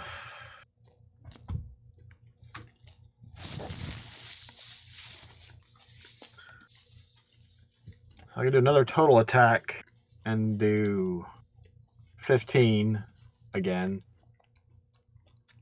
I should take out the wall. And then leave 7 points of damage to be distributed as wherever. Uh-huh. Uh-oh. The wall takes all the damage. It's like absorbs it all. It there's doesn't. no bleed through. Yeah, it doesn't overflow to the. Mm. It doesn't overflow well, past. So you're just destroying the I wall. would do that. I would still do that. And there's no way around that. Mm-mm. The only way around it is if you have a amplify card that says, I think it's Magestone Alchemy. It allows you to destroy a limb. That you could just do, and that would not be impeded by the wall.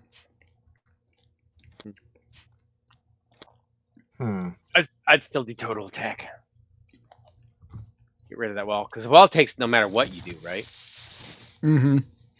Like, you can't focus attack. You still got to go through the wall.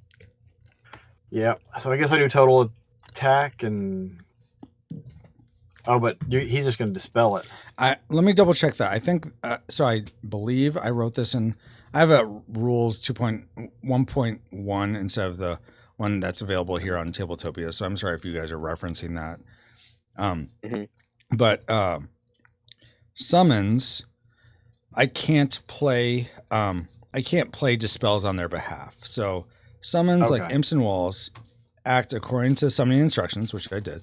They are combatants the summoner controls, yeah, but the summoner cannot use amplifies or potions on the summon's behalf. So no, I can't dispel for it, or I can't amplify it for it, or anything like that.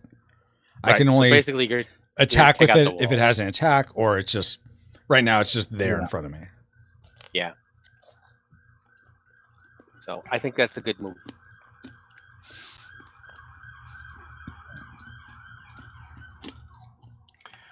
Yeah, I guess we just do total attack and get rid of the wall. Okay. Yeah.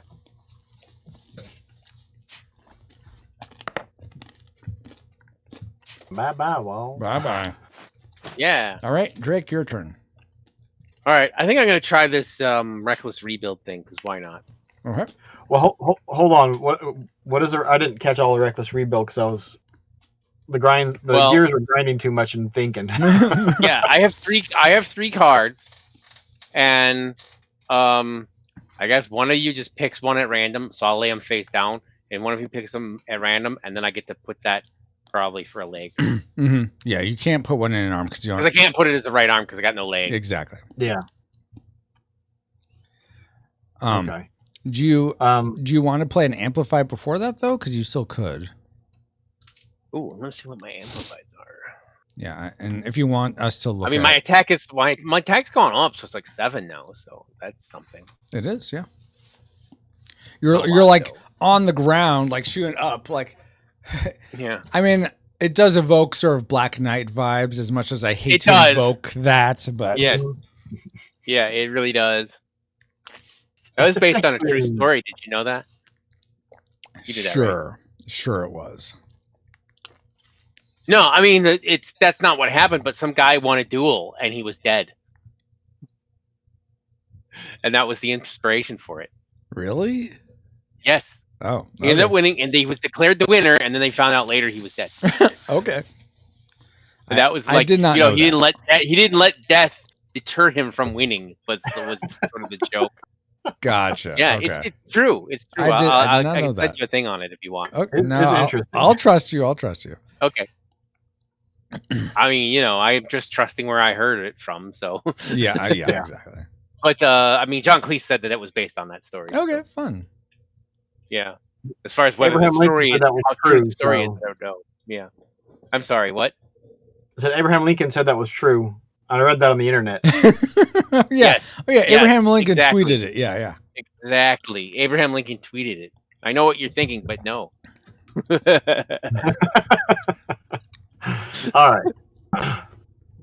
So the reckless reanimation recommends. Reckless rebuild allows you or Drake, if you're missing a limb, you can just like randomly pick one from your hand. You don't pick it, but it's randomly picked from your hand, and that becomes a limb, and that's your action. It's just like trying to hurriedly Okay. build a limb that's missing. All right. Well, this particular one I just looked at is useless to me. Okay.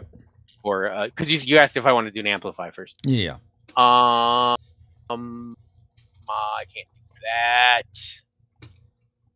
do that. That's a good one. That's one you wish you had. Mm-hmm. Do it. Thank you so much. Now, You're so hey.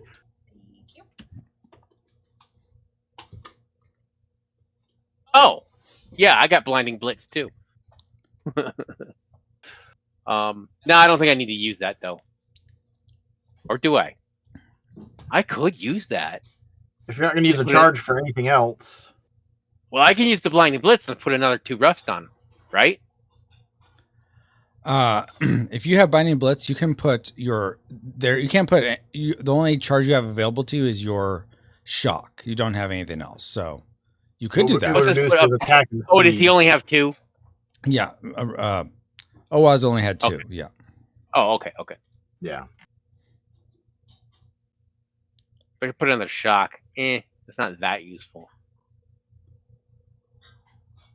So, all right, I won't use that. All right, so what I do? I like flip these over. Why is it? Okay, that was a little whack. All right, I'll put these down. What? Where'd that come from? What? Where'd what come from? I put these 2 cards down, and another card just came into my hand. I don't know. I see this one card here upside down. Yeah. Yeah, there's 2 upside down, and then this just came into my hand. I don't know what that is. Well, it's upside down. Should I look at it? Yeah, it came into my hand upside down. Wait, now there's only 2 here. What happened to the other card? I moved it over here. This is the one that you said was weird. Well, I put 2 down, and then there was a 2 in my hand, but now there's only that one. Okay, I guess it was just these 3 then. I don't know. All right, here's what I'm gonna do. I'm gonna just shuffle them. I don't know what happened. All right, there is your reckless rebuild. I'll double check them afterwards just to make sure that those are the correct cards. Okay, but that's your reckless rebuild right there. Okay. 3. Was that one of your cards? Yes. Okay. I had And a then you blue can- 3. I'll take these 2. Okay. Yeah, those are them. So Okay. I don't know what happened. That was weird. Weird. I think maybe it just glitched and it was showing the just card glitched, twice. Yeah, it was showing one card doubled or something. Yeah. That was so weird. That was a glitch. You know, as happens in real life. Thanks. So now you have a leg with 3. Yeah, it gets 3. If I can put this on here correctly. So now you got a timber crocodile. Yeah. It looks like that, yeah. Or Timber Sea Crocodile, if you want to just go Timber with Sea. both legs. Both usually only go with one name from the legs, but yeah. Yeah. Well, I only have one leg, so it's a sea crocodile. Ah!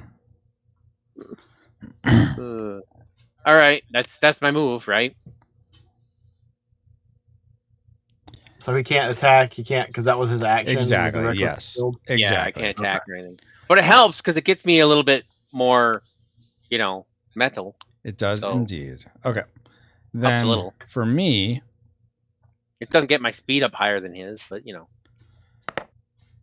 what to do now to destroy you? I am it's about going you. to do. Okay, I'm going to do... Yeah, we'll just go all in with this. I'm going to do Battle Rage. So I'm surging fire magic. So I get to roll 1, 2, 3, 4. And Awaz doesn't get to roll, and neither does Drake. So I'm just rolling for this. 4 down. So that is your my amplify, right? Exactly, yes. So rolling 4 dice here. And for my 6, I will take a card. Thank you very much. That's not helpful, but okay. I mean, that was very helpful. You guys better watch out. You guys better watch out now, because I got the best card ever. Maybe. All right. So that's my amplify, or that surge the fire magic. Now I'm attacking for double my attack strength, which currently is 5, 10, 14, 18. So 36 damage. I'm going to do Vampiric Clutch to Drake. I'm wondering if it's worth. Oh, I'm sorry. To dispel that. Sorry. What did I say for my 36? Let me go back. Yeah. 18. I forgot. I have my charges on me. So that's plus 6, because plus 3 for each of those.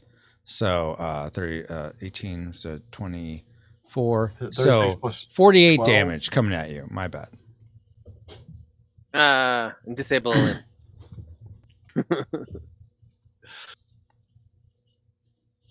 Didn't he disable 2? Yeah, because of the rust. Yeah, but that happens it's after the action. That happens after right? the action, exactly. Yeah, yes.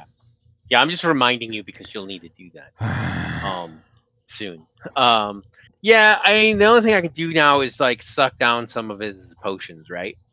Yep. I think so, to help put Owaz in a better position. Yeah, so I'll potion that. All right. Do I want to? Okay. 1 potion. 2 to you. 2 to me. I got 2.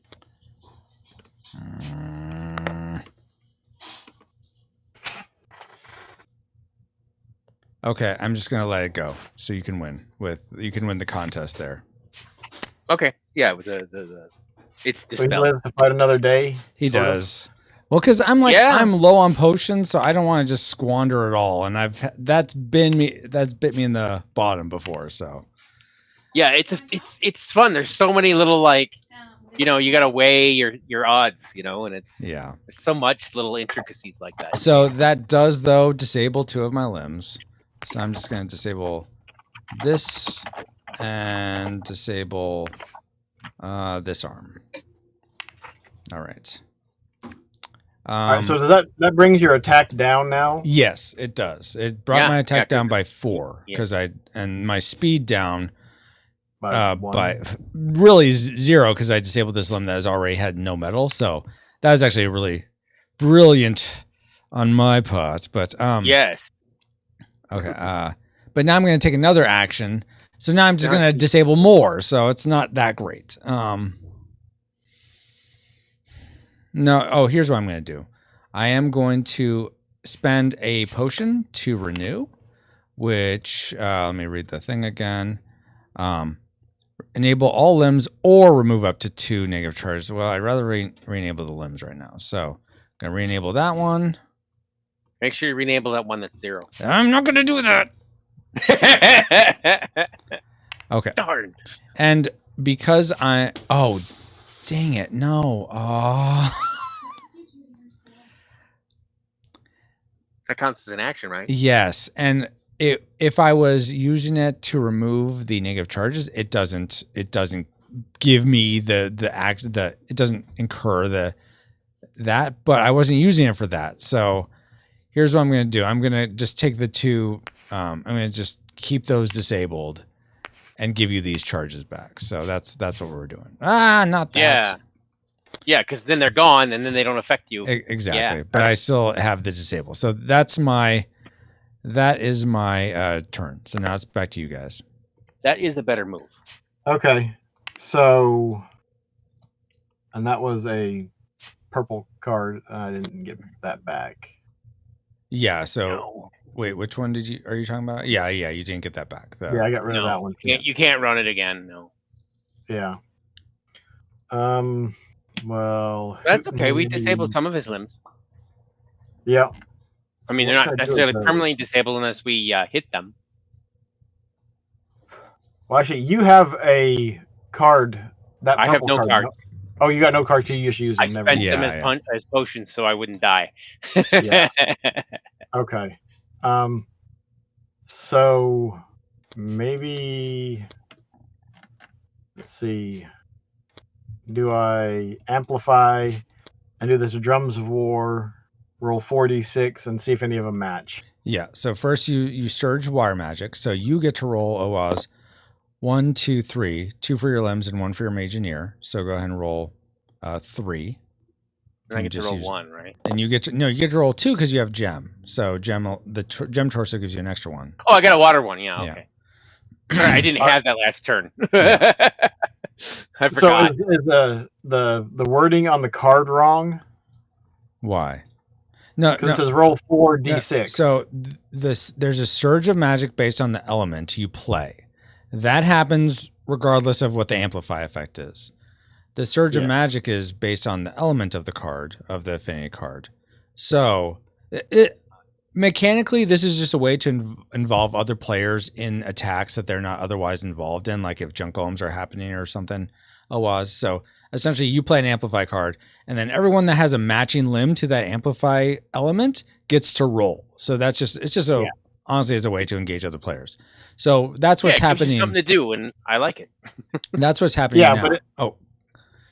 but it says roll 4 dice. That's the amplify effect, but the surge of water magic happens before that. So the surge of Right. water magic is what allows you to roll an amplify roll for your 3, your 4, your 2 water limbs, and your water mageneer. Okay, so let me make sure I'm getting this right. Okay. Yeah. So right now I'm amplifying, Yes. and then I do the The effect. The effect. The Yes. yeah. Thanks. Yes.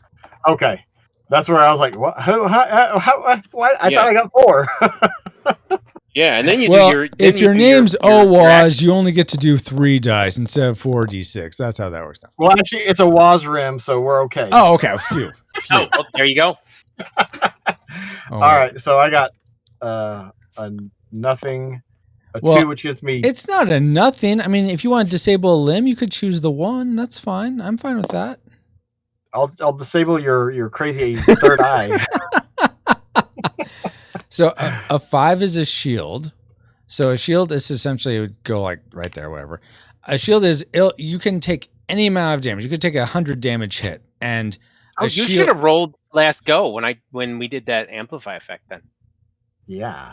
because you That's had the cool. eyeball. Oh And yeah, then I I get- should have. Well, I'm not going to worry You about it. forgot. Yeah. You said only me. And then I I was get the one with wind.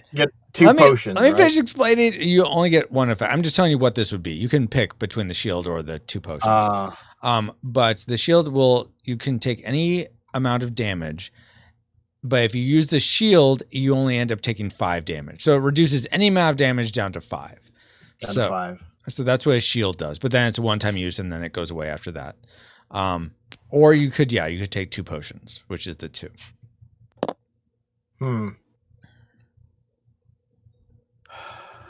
And did you already roll for you, Drake, while Oaz is deciding? I did not roll. You said I rolled 2, right? Yeah. So there you go. Yeah, I'll grab. Okay. Yeah. Whichever. Right. I don't think it matters.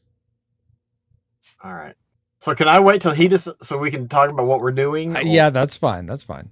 Yeah. I got a 2 and a 6. Okay. You want to take the 2. The 6 is bad. Don't take that. Don't look at that. Because the 6 won't give him anything, right? Because he doesn't have anything to amplify with.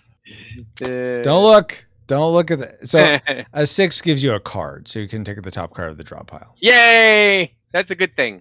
No, This no, one? it's not. On Yes, the, on that the, one. Yeah. the face down ones. Yes. Make sure you just take 1. So pull it Yeah. off before you take it. Otherwise, it'll take the whole It deck worked. or something. No, it just took. It just. Oh, took it did? one. Okay, well, good. Sometimes, though, it doesn't. So Yeah, I know. I've had it happen before. Oh, look, I got the entire deck. Well, I would have put it back. Unfortunately, I would have seen it too. But Okay. All right, so I got this one card, and then what? The 2 does nothing. Yeah, you Or is only that you only pick one result. You only Oh, I picked one. Yeah, Yeah. I picked one of the 2, so that was the good one. Yeah. Yeah, gotcha. Okay, so Or 3 if I rolled 3. I'm gonna try to walk through this. Okay. And y'all let me know if it's halfway sound logic. Sure. So the 2 gives me 2 more potions. Yep. Francisco, you only have 2 potions. And what's in my hand, So- but yes. Oh yeah, plus the Cards. That would help me burn through some of those, Yes. which could He has just 2 negate an cards. attack, as well as kind of a little bit better than shield in that regard for possibly preventing all damage instead of all but 5. But with your card, you may be able to dispel more. Yeah, It and might a be. shield I can't let's see. I can't dispel a shield if I'm remembering right. Yeah, the shield is. It doesn't matter what you do. I'm only taking 5 points of damage. Yeah. Yeah, even if he only does like 1, you still take 5 points of damage. Yeah, but that's only if I use the 1 shield, right? 5 damage. Sorry, I what was, gotta reduce that to 5. what was that OWAS? I can decide if I want to use the shield or not for an attack. It's Correct. not. Yeah, you don't have to. Yeah. It's not required. NPCs have to Okay. use it as their first thing, but yeah, people can choose Yeah, to use it. Yeah. What do you think, Drake? Potions or a shield?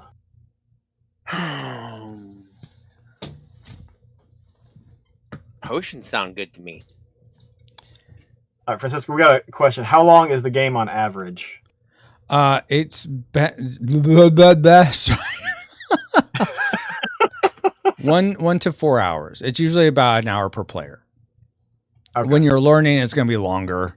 Yeah. But given we started late, not really till 3, and we're only 3 hours in. Oh, so that we're about at average, I'd say. I was gonna say this one felt like it went pretty quick, but Well, actually, I think we were probably more closer to that 3, probably 2 and maybe 45 because just you and I on the tutorial for. oh yeah, the first half. that's true. Yes. yeah, That's a good yeah, point. yeah. And I forgot didn't- this is We didn't start. It was I- like a Kickstarter. So 5 my time. So there's a think- link if you're into board games and want to check it out. Thank you, OWAS. Yeah. I'm Yeah, back in you're this game. So Yeah, and if Drake is back in it, it's a good game. So That's right. yeah, I So played do a I- lot of it. I would know if I liked it by now or not. yeah. I didn't like it. I hate this game. Let me I play like it it. again. Yeah, I mean, I would be saying like your rules are bad. You need to change these things, stuff like that. But no, I did a lot of play testing and with this, and it's evolved Hey, and it's really It neat. took me a while to get that coin to stand up on edge. Sorry. Yeah, that was cool. There you That go. was cool. Okay. All right. You said I didn't hear what. Do you think the potion or the shield is better? I'm thinking the potion. Okay, that's what I was thinking. So Yeah. let's grab a couple of those. And guys, I'm gonna go ahead just as a I feel like I want to go ahead and call it wherever we're at in 30 minutes. We need to be done Okay. just because I don't want to All right. keep my wife's been very gracious, just let me play, but I Yes. don't want to just. Thank you for letting us borrow your man. They Yes. say thank you for letting them borrow it out. She gives the thumbs up. Yeah. All right. All right. So I do that, and then I roll the 4 dice, right? Yes. Now you actually do the amplify effect. Yes. The surge Yeah. happens, then the amplify effect. No, not. Murph. Look at him go! Look at him go! Come on, baby. Okay, Oh, so you got 2 of a kind, so you will get an extra action. Ooh. So you could attack twice. You could do a seize bounty and attack. You could use a potion to get rid of the disable and then attack. So you have a couple options. Okay. So I could I take an action to put these 2 on me and then put them back on you for the second one? Oh, so you could focus charge to put them on you, yeah, and Yeah. on your arms, and then if you can get an attack through, like I don't dispel it, Yeah. then yes, they would go on to me exactly. That's the problem is he could dispel it. Yes. I would go for 2 attacks if it were me. I think because I never got that. you want to go for getting his his limbs down, getting them destroyed when they're disabled. Because next thing he's gonna do is he's gonna undisable them if he can. At least Yeah. that's what I would do if I were him. So I don't know. I mean, I could try to swing for. I mean, how much HP does he have? He's got 3 disabled limbs. 5,000. You can just give up now. Yeah. It's fine. It's not 5,000. It's 4,962. All right, fine. If you want to be specific. It's like he's got about 18 right now. So I don't know what damage he would do with a total attack. But if I could do if I did 2 total attacks, Yeah. so all right, let's for. And you got some potions. He's got stuff in his hand, so you may not get both of them through. But if you get one of them through, you know, Yeah, or you could focus attack. well, he's got 2 cards in his hand. Yeah. I've got 2 cards in my hand. I think let's do a total attack. Okay. Total attack. All right. Total The attack. eyeball helps a lot. And you're attacking me for 8 plus 6, 15? 8. Is that right? 8 and yeah, 15. I don't Okay, know where I got 15. 18. 4,000 damage coming at you, Francisco. Oh no. Man. Okay. From all directions. Merely a flesh wound. Yes, from all directions. Exactly. Wow. Okay.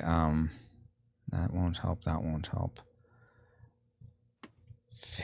Do I take it and try to tempt you? But then I'm probably not going to be very good at that. Oh wait, what's your speed at? Your speed is low. Let's see, what is it? 8. Yeah, you have a speed of 8. What do I have a higher speed, I think. 1, 2, 3, 4, 5, 5, 6, 7. 4. I Does that have count? 11. Disabled? Oh, dang it! count That as is disabled? dang it! I didn't see Yeah, that. there's only 4, man. I miscalculated. Sorry. It's all right. Oh man. I miscalculated before and it cost me. Man. A All lot. right, I guess I got to do this. Okay, a potion. All right, So 1 to you. Another potion. 2 to me, huh? How many cards you still got 2 cards? You got all those. Oh, That was two why the cards. deal with the shield and those potions. He's got at least 2 potions if you count the cards. and you're So, gonna attack yeah. me again? And then I got another Probably- attack. And you got 3 disabled limbs. Okay, I'm going to do this. I'm gonna not today because I don't know what to do. Which doesn't. Oh, I get to Can you roll do 1. that after you start dispelling it? Yeah, you can. As long as I haven't already used a reaction or an amplify for my reactions, I can still use it. Okay. Yes. All right. Okay. All right. But Just want to make sure. first, I get to roll 1 for my Ebenezer. Drake, you roll 2, and Oaz, you'll roll 3. And this is the surge of magic that happens because of the water magic.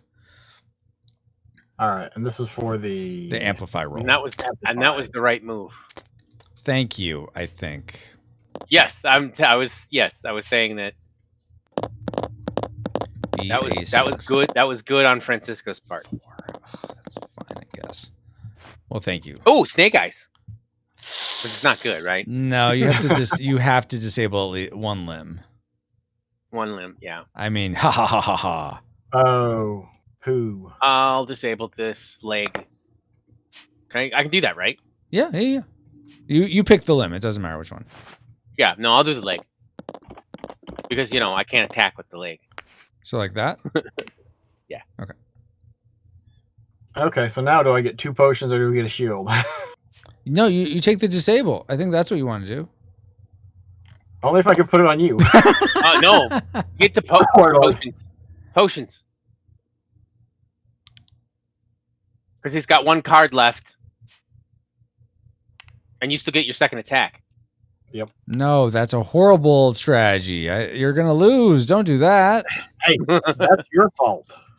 Okay, so No, Was he did the best move he could. That was a good move. Yeah, it was. I canceled the attack, so now you have your other action. Which, you know what? Why don't you seize bounty, Oaz? While you have the available charges, just seize bounty. Get some extra stuff. Bulk up. Take him out. Come on. So at the end of my first action, does the drums of war go back into my hand? No, it would only go back into your hand if you rolled a 3 for an amplify roll, because that will restore into any used card back into your hand. Otherwise, it'd go back into your hand at the end of combat, but we're in the final combat of the game. So We're in the final combat, yeah. so that's at the end of the game. Okay. I wasn't It's sure useful, if it was yeah. round or okay. No, yeah. So it's not as useful in the end. Yeah. Well, you still have that chance. No, that one's not really all that good. What is this one?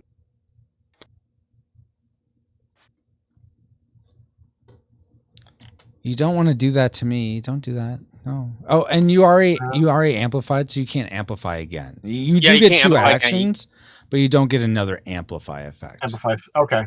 Yeah, take 2 Alright, so I potions can and then total attack them again. Yeah, just do another total attack. Yeah. May I make a And you- suggestion? Yes. Okay, I have this limb that has no malance disabled. Why don't you target attack that one? Because that's the special.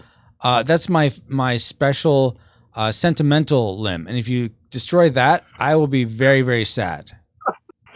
At first, I was actually listening to you. I was like, okay, he's gonna lay down some serious knowledge here. And then Nah, I he just was- had he the was- wind He going was past. good doing that deadpan. He was good doing that deadpan. You that was good. I was like, okay, what Yeah. is it? Bleh. Yeah. Okay, so you're doing a total attack. Is that what you said it was? I think. Yeah.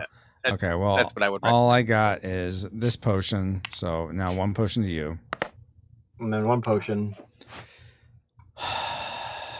And if you don't have a card that has 2, 2 potions. 3 potions to you. Oh, he's out of. Oh, he's out. So yeah. No, I have a secret stash you're not aware of. 1 and 2 and 3. see, good thing you got those 2 potions. I not today. I just You just picked that up off the discard pile. I saw. I was paying attention. Well, he didn't have any cards in hand, so yeah. Yeah. All right. You Oh. have let's see. So what you're doing damage to me, right? Of how Yeah, much? it's still not going to defeat. It's still not. Yeah, gonna it's still destroy not you. going to. 15. 15? Yep. Okay. So I'm going to do this is 8 Jamie, plus 13 or 8 plus 13. 8 plus 5 is 13 and Right. then 14 15. Wow, Francisco math. Yeah. Okay. All right. So he's got 7 left, Okay, now unless he, undisables the limb. now it's my turn. And now I'm going to bring the pain, guys. Yeah. Isn't it my turn? What? Dang it. Yep. Yes. Thought it was my turn. And you've got a card. Yeah, I do. I do have a card. I think I'm just gonna total attack. With your 6 I don't think I- damage? All right. Yeah. Fine, do that. Are you gonna do your roll? I'll give you that. What roll? What roll would I do? Oh, Don't The you still twig have roll. twig? The twig roll. Oh, jeez, why didn't I do that? Thanks for saying that before Owaz attacked me. Well, I wasn't gonna do both that. times. Yeah, exactly, both times. All right, 2. I'm curious for those Owaz actions, would I have gotten a 1? Yes. All right, at least it wasn't 2 ones. Then I would have been really furious. Then you really would have known my wrath. No, Yeah. okay, so you're telling me, I'm sorry, Drake, you said for 6? Yeah, 6. Is it 6, 6? okay. Yeah, 6. All I right. did max that guy out. Dang it, this is. It still not leaves you good. with 1. Yeah, here So we you have 7. 3. 4, And then 5, plus you 6. have limbs that aren't. I Wait, mean, you can't take those. oh, That's dang destroyed. it. Or did Dang it. You know what? I'm going to fine. count No, those. I'm going to. No, that you're right. That's destroyed, though. I'm just going to take it. Yeah, from you can there. do that if you want. Yeah. All right. All right, back to me now. I believe you're done, right, Drake? Yeah. Okay. I'm going to attack Drake for 4. Let's see. These both count as 1 extra, 2 extra. So 1, 2, 3, 4, 8 damage. 8 damage. Okay. I want to dispel that with the potion. Are you seriously so fine? Yeah. Fine. Do that. And then I'm going to play. I don't know if it's worth it to play Garden Wall at this point. Then I'm going to. Oh wait. Then with Saffron, I'm going to actually no. Let's say that I'm gonna just say that was with Saffron. That's just a total attack with Saffron. Now I'm gonna Vampiric Clutch with my Warlord against you, Drake, for 8. I don't have anything that takes me out. Almost. I think it takes me down to like whatever. Because I got no, this one's disabled, so that takes me out. Because it'd be 6. That would take this down, right? Yeah, 6, so then it'd be 7, 8, and then 8. Yeah, yeah, and then it's exactly what you need to take me out. Yep. So, I told you to incur my wrath. Yeah. And I get 8. I get 4 back from that because I use Vampiric Clutch. Mm-hmm. All right, and that is my turn. So, But don't you get 8? No, it's half. If I had a blood charge on him, I would get all of it back, but he doesn't have a blood charge on him, so I only get half of it back. I misread that as if it had a charge down here. Oh, gotcha. Not if you put one of your charges on him. Yeah. Okay. Mm-hmm. Do I get a saving throw or anything? No, you don't get a saving throw. You are dead. Okay. DED dead. All right. D. So it's back to you, Owaz. All right. We're doing pretty good though. You're doing fine. I told you it was pretty well balanced. Yeah. I thought we were toast. You know what? Yeah. You probably should still think that because I have you right where I want you. You can just surrender now, and I promise you'll just be a court jester in the Warlord's court. Okay? Don't you mean that you Until you get tired of me and lop off my head. So, because I make fun of something and you don't like it. Husband, you know you're not supposed to lie. So should I disable his limb and he can roll a die? Or Disable my with magic leak. Yeah. Or should I just attack? I mean, 15? Here's what I'd say. I would attack for 15 because he's only got 8. So, Owaz, I would say if you had a bunch of purple limbs, or if Hobart was still there, I'd say, yeah, do that just so you guys can benefit from the Amplify. I'm going to benefit from that Amplify because I have the Orbenezer. And so I'll essentially get an Amplify for you playing that. And then I'll get the, even though I'll just disable a limb, I'll still get another Amplify. And if I get like 2 6s and I get one of, that's 2 cards, I don't think it's good odds to do that, is what I'm trying to say. Yeah. All right. So and I'm being sincere with that. No, I will remind you, you got your twig move. Thank you. I appreciate that.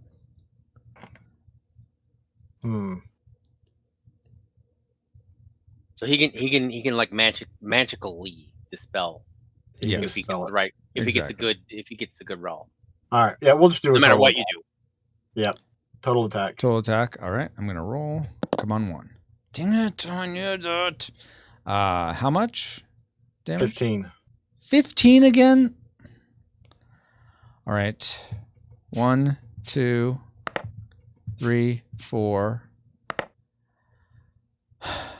5, 6, 7, 8. And here we go. Here's where it's going to happen. This is going to get destroyed for 9. And because I lost the last of my metal, I'm going to attempt to sacrifice my Acolyte. And then if I do, I will get all these back to their base metal. And I'll be down 1 action. But that has to be successful. So, yeah, if your total metal goes to 0, which it just did, you and a Imagineer each roll 1d6. If available charges, I only have 1 available charge right now, of Acolyte, plus your roll is greater than the Mageneer's roll, discard the Acolyte and set all your current limbs to base metal. Otherwise, you are defeated. All right. So, since you attacked me, you're the only one left. So I'm going to roll here. And you have to beat a 1 + 2. You have to beat a 3. Damn it. So I attempt to kill Saffron in the process, but it wasn't enough to she was in such a weakened state that she didn't do enough for me to charge up my Warlock, and you destroyed me. So here is your ending that you get for one Mageneer standing. Give me a second to get to it. All right, condition. Oh, we actually got the good ending one time. I remember that. Oh yeah, you did. Only one Mageneer is unslain when the Warlord is defeated, which just happened. As the dust clears from the final assault, you see the Warlord pinned under the crumbled Warmock. The villain's pained chortles causing unease as you approach. The laughing isn't in here. I'm just adding that for flavor.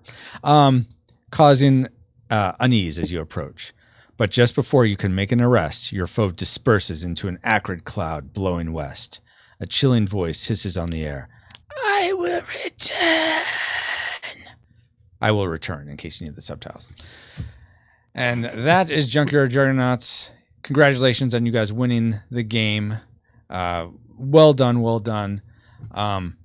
Drake, I'll ask you, still having fun? Still want to play? I mean, I imagine yes. Okay, awesome to hear that affirmed. Owaz, I know this was your first time. If you feel like I hate this, Francisco, but I don't want to tell you your face, I'll email it to you. You don't have to say anything. But my main question is, did you have fun? Would you play again?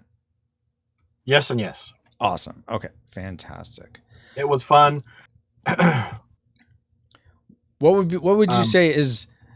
So I'm past the point where I'm going to be really making many changes, but I am curious, just so I can, in case there's something that I could explain better. Is there anything that I could have done better in the teach that you think would have helped you? Not really for me, because like you get the overview of the game oftentimes, and then like it doesn't make any sense, and then while you're playing, the stuff just starts falling into place. Yes, yeah.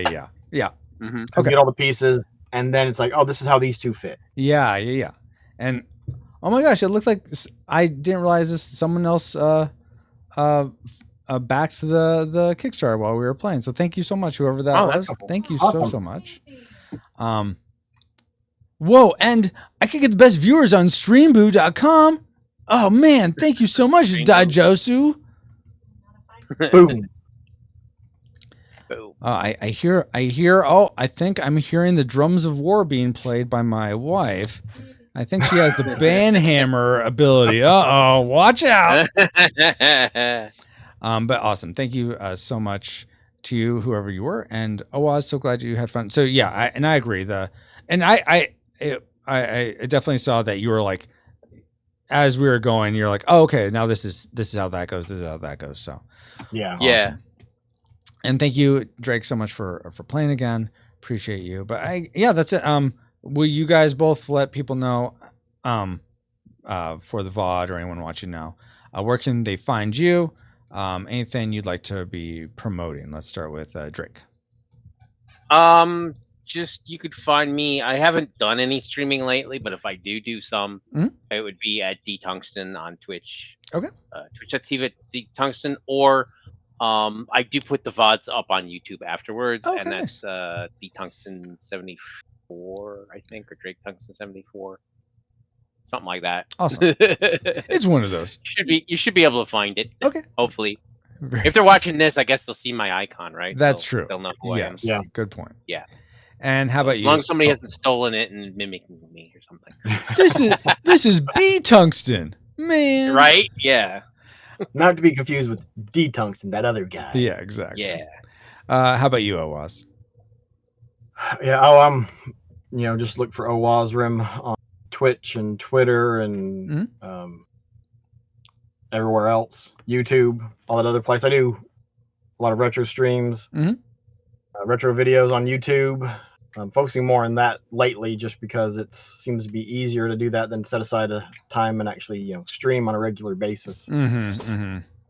Totally get that. But well, thanks again for putting this on and of course, walking me through. And yeah, it was a lot of fun. Awesome. I kind of wish that we hadn't gotten to the end so quickly, but it's kind of good that we did. Yeah, that happens. Yes. So I wanted to see more of the game. Exactly. There's also, and for people watching, I've played this several times in the past several weeks, in real life, and it does, for anyone that's like, geez, this is a long stream, and I don't know if I'd want to invest this much time in the game.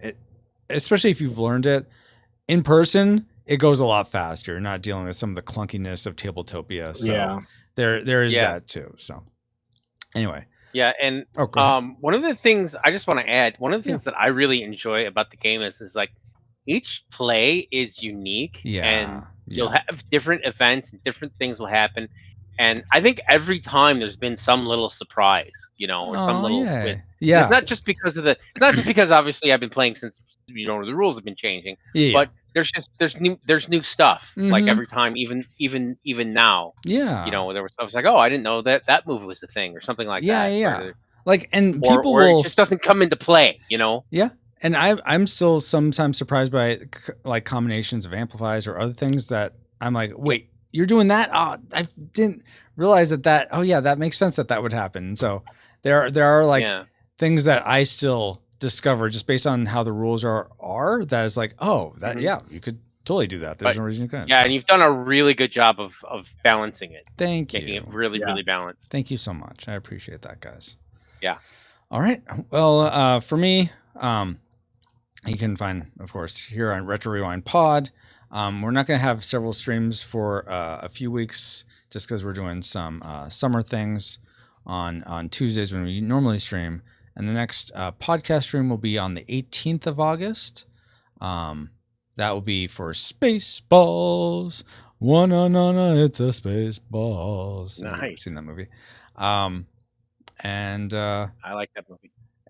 I like it as well. And then our podcast on Back to the Future 3, I'm hoping we'll get out this Wednesday, but it may not be until the following Wednesday. But just in time for the sequel, right? The Spaceball sequel. I thought you were talking about Back to the Future sequel, like the No. Back to the Future's not having a sequel, Spaceballs. Okay. Oh yeah, there is this sequel. That's true. I forgot about that. But thank you guys so much. I'm gonna go ahead and I end my streams in prayer, and then we'll be out here. Lord God, thank you so much for this time. Thank you so much for Oaz and Drake giving so sacrificially of their time to play this game, and so thankful they had fun. I pray they get to play again at some point. I also pray, Lord, that for everyone that watched, that they'd be blessed and they carry them through their week of any challenges they experience. May you protect us, provide for us. May those of us who have prayer, faith, and trust in you pursue you more and more each day, and may we all experience your beauty, grace, truth, and love in a fresh new way. And I pray all this in the name of your Son, Jesus Christ, who left all majesty to come down into our depravity, lived the life we went, taught us how we could, conquered sin, overcame death, being raised to you, the Father, making a way for us all to have a right relationship with you where there wasn't a way before. Amen. Amen. All right. Well, until next time, I do something called the stream face, where I make a silly face at the end. You're free to join me. Here's your stream face. Not the Warlord again. Thanks, everyone. Thanks.